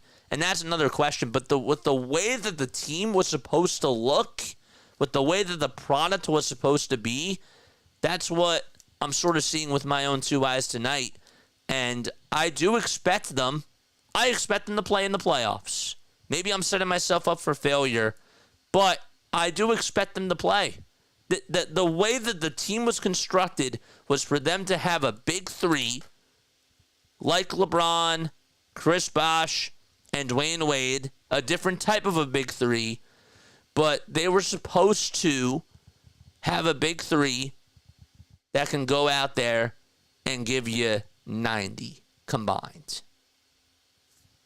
At least 75 to 90 points. And that's why I look at this game a little bit differently, because I did not expect them to win this game. I did not. I wanted them to win this game, of course, but you got to develop chemistry. The way that the NBA works, it's not like baseball. Okay? Bryce Harper and Kyle Schwarber can miss time. And yet, the superstars don't make as much of an impact in baseball. That's the truth. Like, you still find ways to win because of the nature of the game. In football, if you're missing your quarterback, that changes a lot of things. And if you're missing your star players, it can change a lot of things. But you can still find ways to win a football game. And it's a little bit, it's not, it's star-driven, but it's not as star-driven. The NBA, compared to all the four sports, is all star-driven. It's all about the superstars. And the superstars make up most of the team. The bench can play however many minutes that they want, and they can play a certain way, but if you're not getting anything from your superstars, that's going to lose you games. And so the Sixers were without two of their superstars for a while. One game, I think that they missed all three. And yet, we see a bad product. Should that really surprise anybody? Like, that's the thing that I don't understand, is that, yes, we're seeing a bad product. And yes, sometimes, like, we ask them to be more physical, and we ask them to play with more tenacity, and I can understand that argument, but I didn't necessarily expect them to go like 2-7 without Embiid, but it's a different product. Like, did you really expect them to go like 7-2 or like 5-3 or whatever? Because I expected them to be 500. I really did. I expected them to be 500 or worse without Joel and without Paul George when George did miss time. That's the truth. You kind of have to be realistic with yourself. And, like, I think that part of it was because, we had a nice offseason, we thought, and we expected all of them to play. And then I think that we're bottling up our frustration from all the guys not being healthy. Because at the end of the day, if Nick Nurse has to rely on Kyle Lowry and Eric Gordon and Gershon Yabusele and all these other guys to go out there and get you 20, that's unrealistic. That's totally unrealistic. That's just not going to happen. You're setting yourself up for failure. It is so much. If you're relying on Embiid, George, and Maxey to go out there and get you at least 25, that's realistic. Kyle Lowry maybe might get you 20 points on like a very good shooting night, but he's not going to sustain that. Like, you're setting yourself up for failure if you thought that the Sixers would actually still have over a 500 record without two of the three stars. And that's the truth. So I kind of like wanted to go on that little monologue because I know that some people, you have a right to feel upset. I'm not saying that you don't, but some people out there thought that they could actually go like 7-1 or like 6-2 or whatever it was without Joel. That's just not the case. That's not how the NBA works. If it does, then you have to have like a very special team. You have to have like a special, you have to have a special type of fundamental team. With the way that the Sixers are built, that's just not how it's supposed to be. Joel's the engine, and if he's not out there, everything changes. Everything changes. The one positive that I did take away from tonight is the floor spacing. I noticed that the floor was more open when Joel was out there. And he got a lot of double teams. That was nice to see. And they continue to do that when Joel's out there? I believe so. I thought that we got out-rebounded. And in some stretches of the game, I wish that we would have had better momentum. To start off the fourth quarter, not so strong, that's inexcusable. You literally the Knicks went on like a 9-0 run to start off the fourth quarter. You can't do that. That part I can be upset with. But other than that, this is the nature of the game, man. It's the nature of the game is just to get your legs back under you. It's a game of cardio. And Embiid has to get his legs back in them, man. It's the truth. Whether you like it or not, that's how it goes. We can be impatient. We can be frustrated. But the way that the game is played, you have to build that chemistry. I'm not telling you that the Sixers are going to win that chip, but do you guys remember that the LA Lakers a couple of years ago started off like 0-10 on the season, and yet they made it to the NBA Western Conference Finals? Now, obviously, we need the three guys to stay healthy, and that's the concerning part about it. I believe that this team can still go to the Eastern Conference Finals when everybody's healthy. And I know that that itself is a question. Can they all three stay healthy? That's a separate issue. But some of y'all that don't even think that just because of how they played in the first 10 games, well, they're not going to go to the finals or they're not going to go to the Eastern Conference Finals, that to me is like a blind prediction because you don't understand the magnitude of what Joel Embiid can bring when he's out there on the court every single night. You don't understand like what Tyrese Maxey can do with Joel Embiid out there and how much his game opens up, as well as Paul George. Paul George thrived tonight with Joel Embiid as the number one option. He did. He thrived tonight in that role. But I just think that we jumped the gun a little bit too soon. And that's my thoughts about that. This game, though, had its ups and had its downs. The one other thing I will say that kind of bugged me about this game is that Jeff Doughton Jr. just could not get any points. I thought that was a little bit annoying, too, in this one in particular. So, but yeah, come on over to the Discord. Let me know your thoughts. I'm not going to keep a lot of people on here for too long. I want to get more people on here, though. All right, if we only have one person that joins, fine. I just really want to try to get other people to come on, too. And I don't want it to just be me talking to myself. I want to open this up for you guys, man. I do. I want to open this up to you guys, and I want you all to be able to share your thoughts with me, man. But I don't want one person just carrying the show either.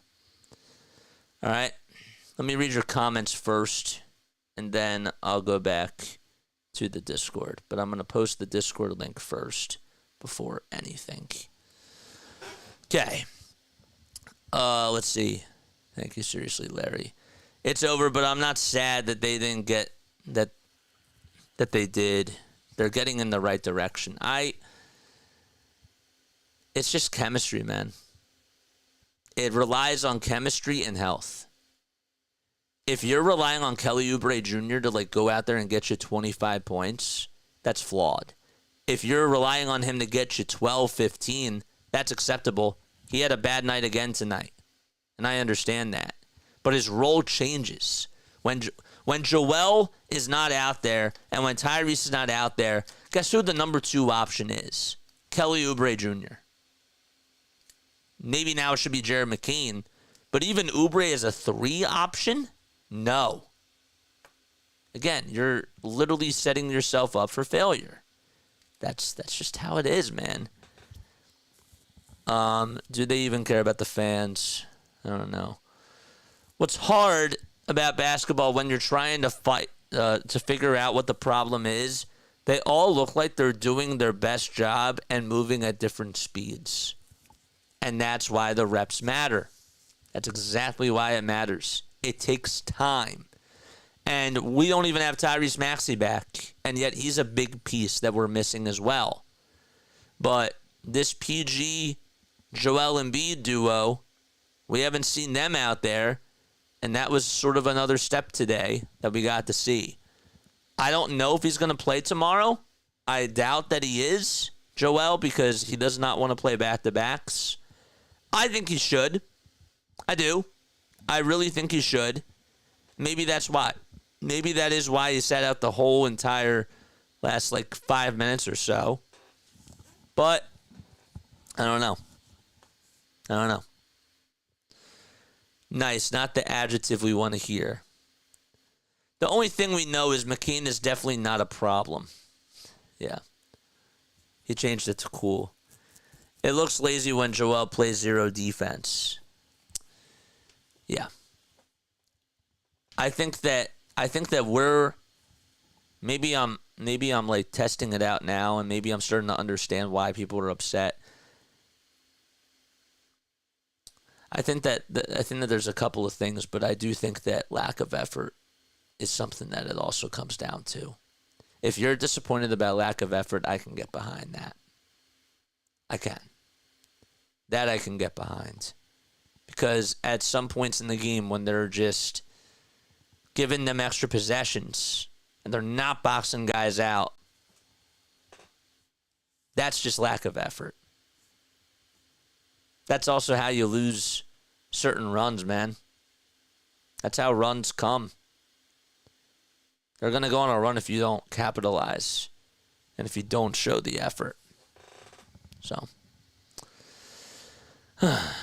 second round exit is the way we look. You're right, Grace. You're always on top of it. I mean, you're a good analytics speaker. The team follows Joel's lead, and he has to at least make an effort. Yep. Yeah.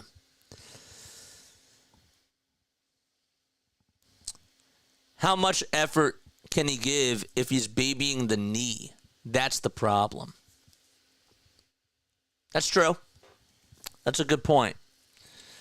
I think that part of it, though, and again, it sucks that they're not being that they weren't straightforward. I think that part of it is that every time Joel comes back out there from an injury, he looks hesitant at times.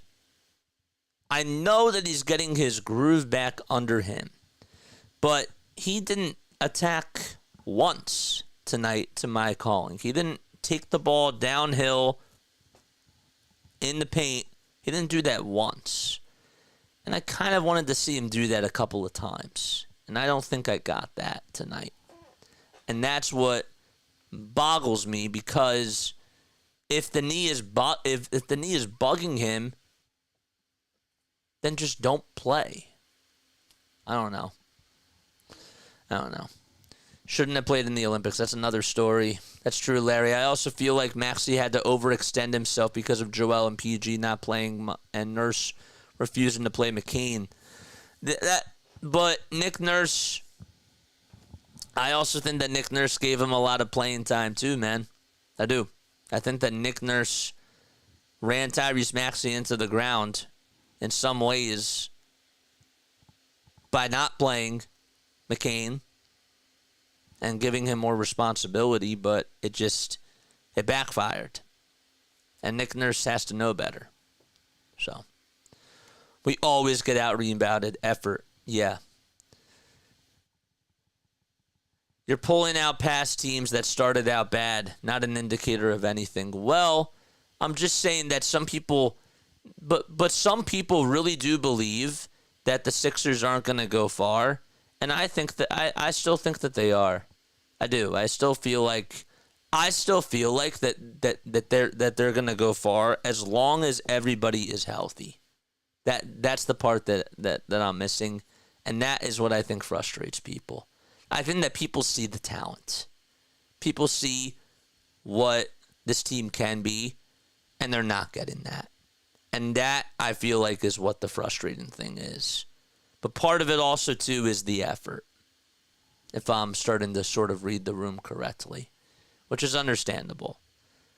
But we just want the team to be healthy, and we want them to play. We'll have to see them actually playing together to agree about the playoffs. I think that they need some changes as Grace. I don't know. We love to listen to you talk to yourself, JJ. Yeah, we need eye test evidence, not this one team did it 10 years ago. Yeah, sure. Like, that's fair. That's fair. I understand that. That's a very valid point. I get that. But I guess that what I was trying to say is that some people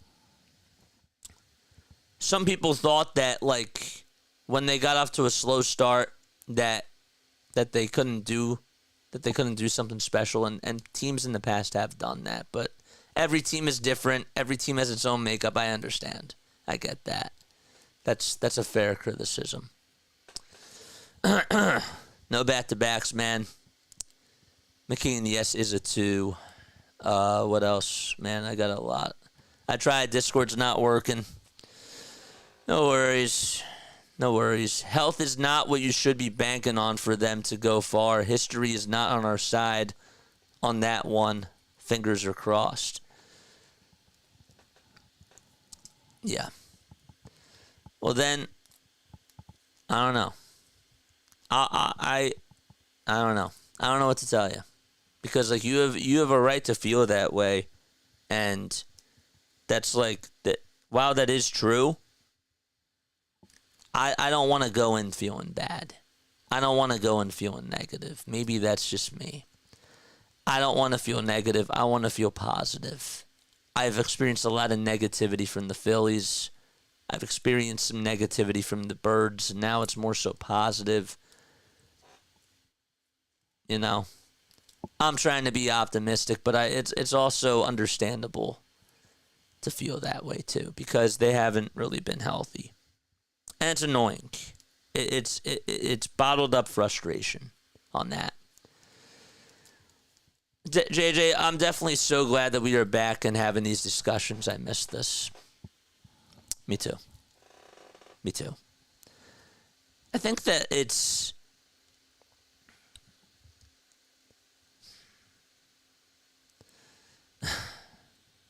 I see what this team can be.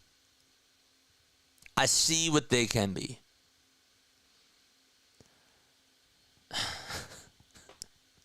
I just want a chip.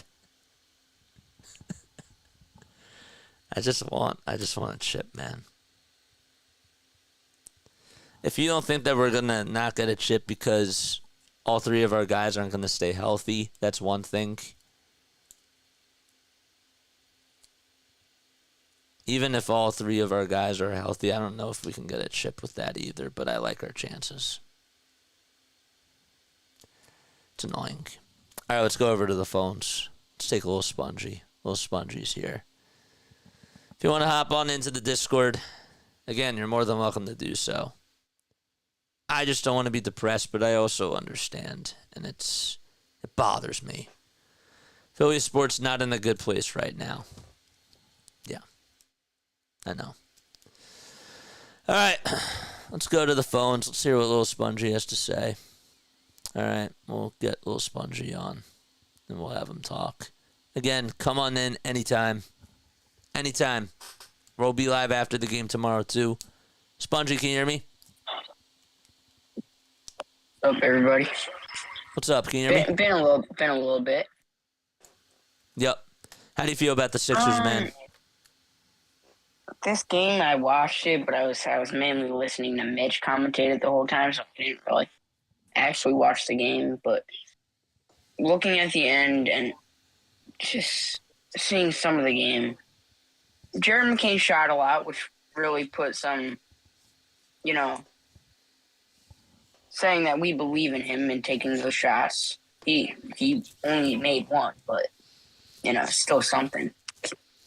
He made a couple at the end of the fourth quarter. I think that's where I stopped. But That's probably where you did. but it wasn't a bad game. Embiid, of course, yeah, he's gonna need a week or two. I agree. Maybe even 3 weeks. It's the sad truth.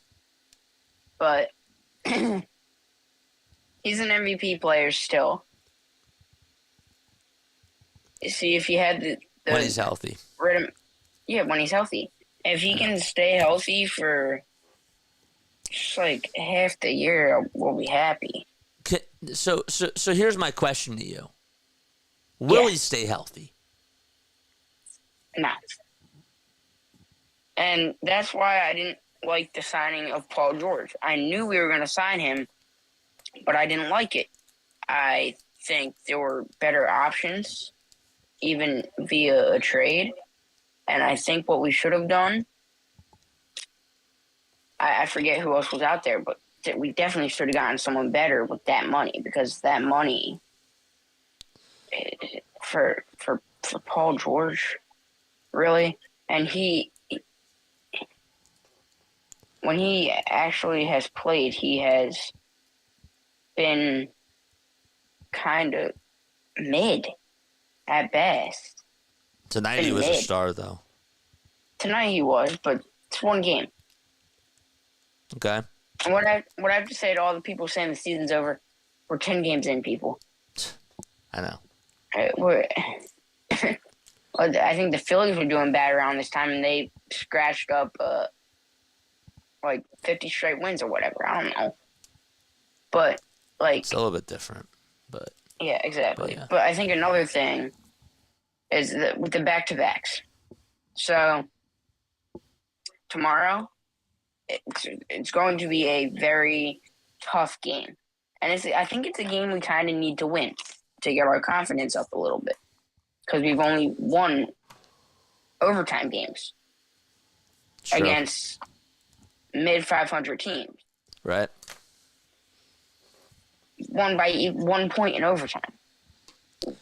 You can't win those games like that because they don't bring confidence. But so hold up. Going back to the whole Embiid question, if you don't think he's going to stay healthy, then do you think that we should have just traded him?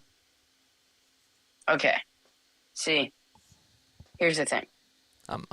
Everybody says they want to trade him, and at one point I did want to trade him last year.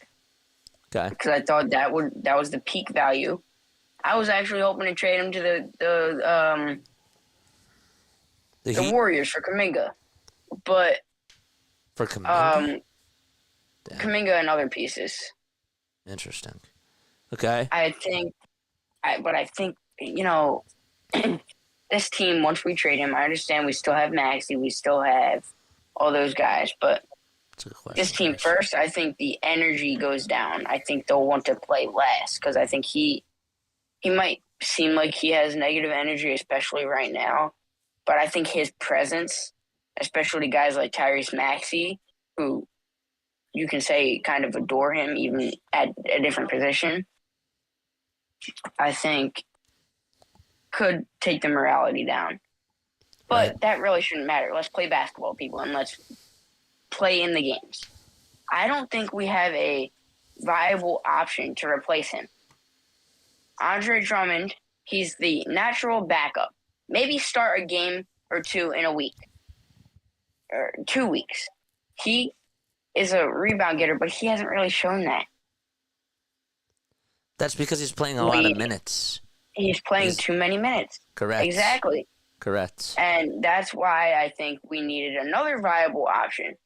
And yes, a Dembona could be that option, but not right now. I think we should have. There's not a lot of centers though in the league that are like exactly. But like you saw what the Grizzlies did. They got a guy like Jay Huff, and he dominated against us. We just have to find one guy. Yeah. And another guy, I just want to bring this up real quick because it gets me mad every time. Go for it. He was a great guy when I met him. And I know I shouldn't base that. But he's also a great player. Get Ricky Council in the game. Thank you. Not 36 seconds left in the fourth quarter. He is much better than that. Thank you. And it's the sad reality. He is probably going to be going at the trade deadline. Oh, it should be if they don't see a future with him. So. And realistically, he probably has the talent of a first-round pick. If he got the option to play. And in this game, okay, we were down 11 points with like 3 minutes left in the fourth quarter. That's the time where you put in your young guys. Maybe put in Lester Quinones, see what he can do. Yep. Put in Ricky Council. I don't know if you want to keep McCain in or not. Whatever. Put I think they should. In. Absolutely. I think they should. And you have 2 shooters on the court. Yep. Whatever. Hey, what if you come back from all the threes?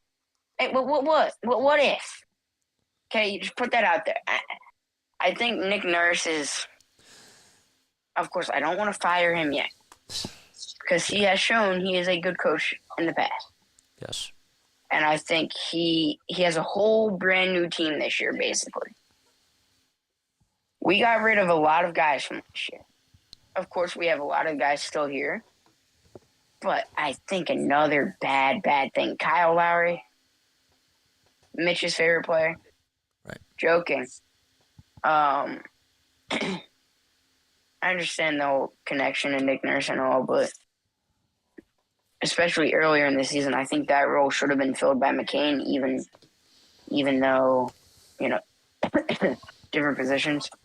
Yeah. But we have a point guard who can fill in for Lowry. Okay, if you want to start Lowry, take him out like every so often. All he can really do right now is kind of shoot threes and play a little tad bit of defense. He's almost 40 years old. Yep. I know. I understand last year, great signing. He was the buyout. He was, he loved Philly. And he played okay last year, and he's playing okay this year, but okay is not okay. No. Just okay is not okay. I feel that. All right, and dude. I think, yes, we can still make the playoffs, and I think that's what all we should say. And if we don't, the top of this draft class is very good. Have optimism, guys.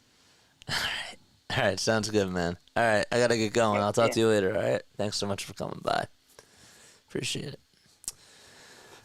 Yeah, I don't know. I hate feeling this way, man. Like I hate feeling down because again, like I'm naturally. It sucks because I've experienced so much like negativity happen to the Phillies, and I think that also part of this stuff stems from just being a Phillies sports fan, and I get it, but I'm also just like, damn, like I see what this team can be when they're all healthy. But now my question to you is, and maybe it's too soon to have these convos, but I think that Jared McCain is showing some I think that he's showing some all-star potential, man. I really do. And I wonder if the Sixers should use him as a trade asset. I'm just throwing that out there. If we don't think that Embiid is going to stay healthy, I wonder if we use that asset to go get another star. I'm just throwing that out there. Okay, we don't have to have that conversation today. And again, we're only 10 games into this. It's annoying. and Embiid's coming back at a bad stretch. But I wonder if the Sixers hit the panic button, and if they should. Again, I'm just speculating. I just want to get like a little, control, temperature check in the chat with that. I don't know. It's just something that I'm starting to think about. I'm not saying that I consider it, but I wonder if there's a market where Jared McCain can get us another superstar. Do we need another superstar? Do you think that we just need role players? I don't know. A lot of things on my mind, man, with this team. I saw some positive things that I took away, but it is annoying that we're at this point of the season and that this should be like the beginning of the season. And yet we're 10 games behind schedule. And I don't even know if we're going to stay on schedule. We just have to not think about the playoffs and worry about every game as it happens, says Grace. No, I don't think we should let go of McCain. Let go of both Martins. Caleb and KJ. Yeah. I don't know. I'm speculating the question if that could get us a superstar like Kevin Durant or somebody else that's at the top. JJ, you're trying to make me go crazy. I'm just speculating because I don't know. Like again, like I'm just thinking about this out loud. I'm not saying yes or no. I wonder if the Sixers should, if they're thinking about exploring something else, if they could go for a guy like, I don't know, like another special talent to get them on this team to pair those three guys up with Joel. I don't know. I'm throwing it out there. I'm just trying to think of what possibilities there are. If that makes sense. That's all I'm trying to do. KD is accident prone too. Again, I'm just exploring. I'm not making the trade right now. I want to continue to see what this guy can bring us. I do think that he can be an asset. I do. And if that can bring you somebody else that can possibly deliver you a championship now, you got to go in for it. And again, we don't have to have this conversation today.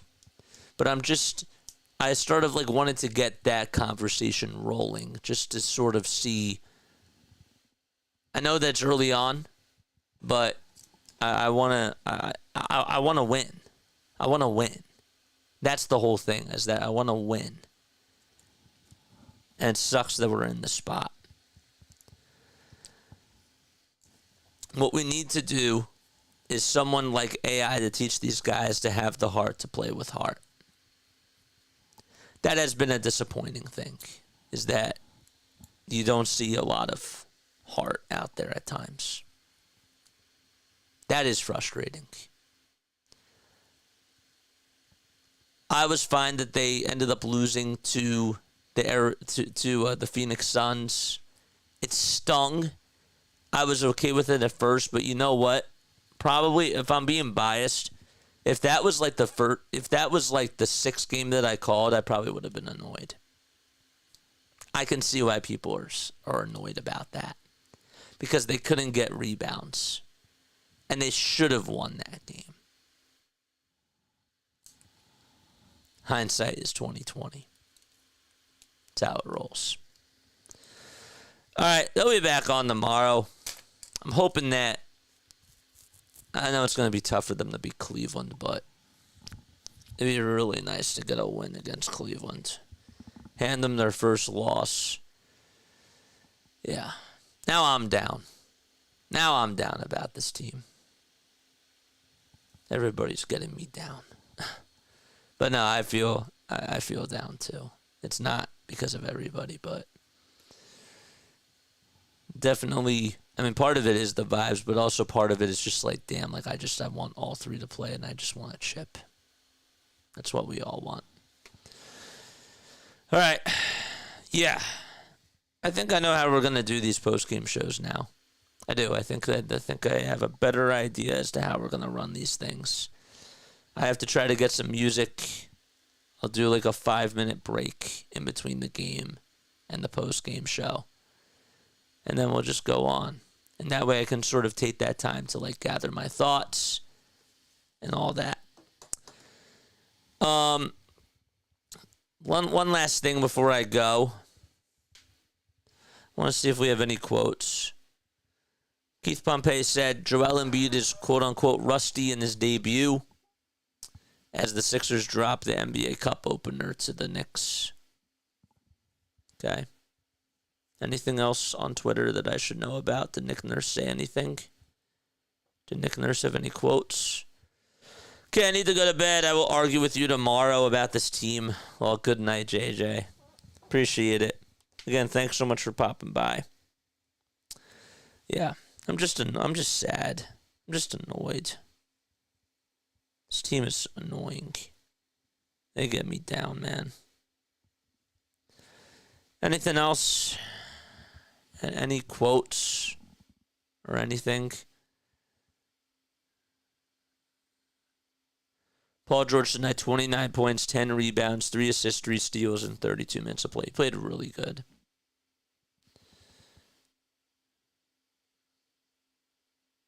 He did.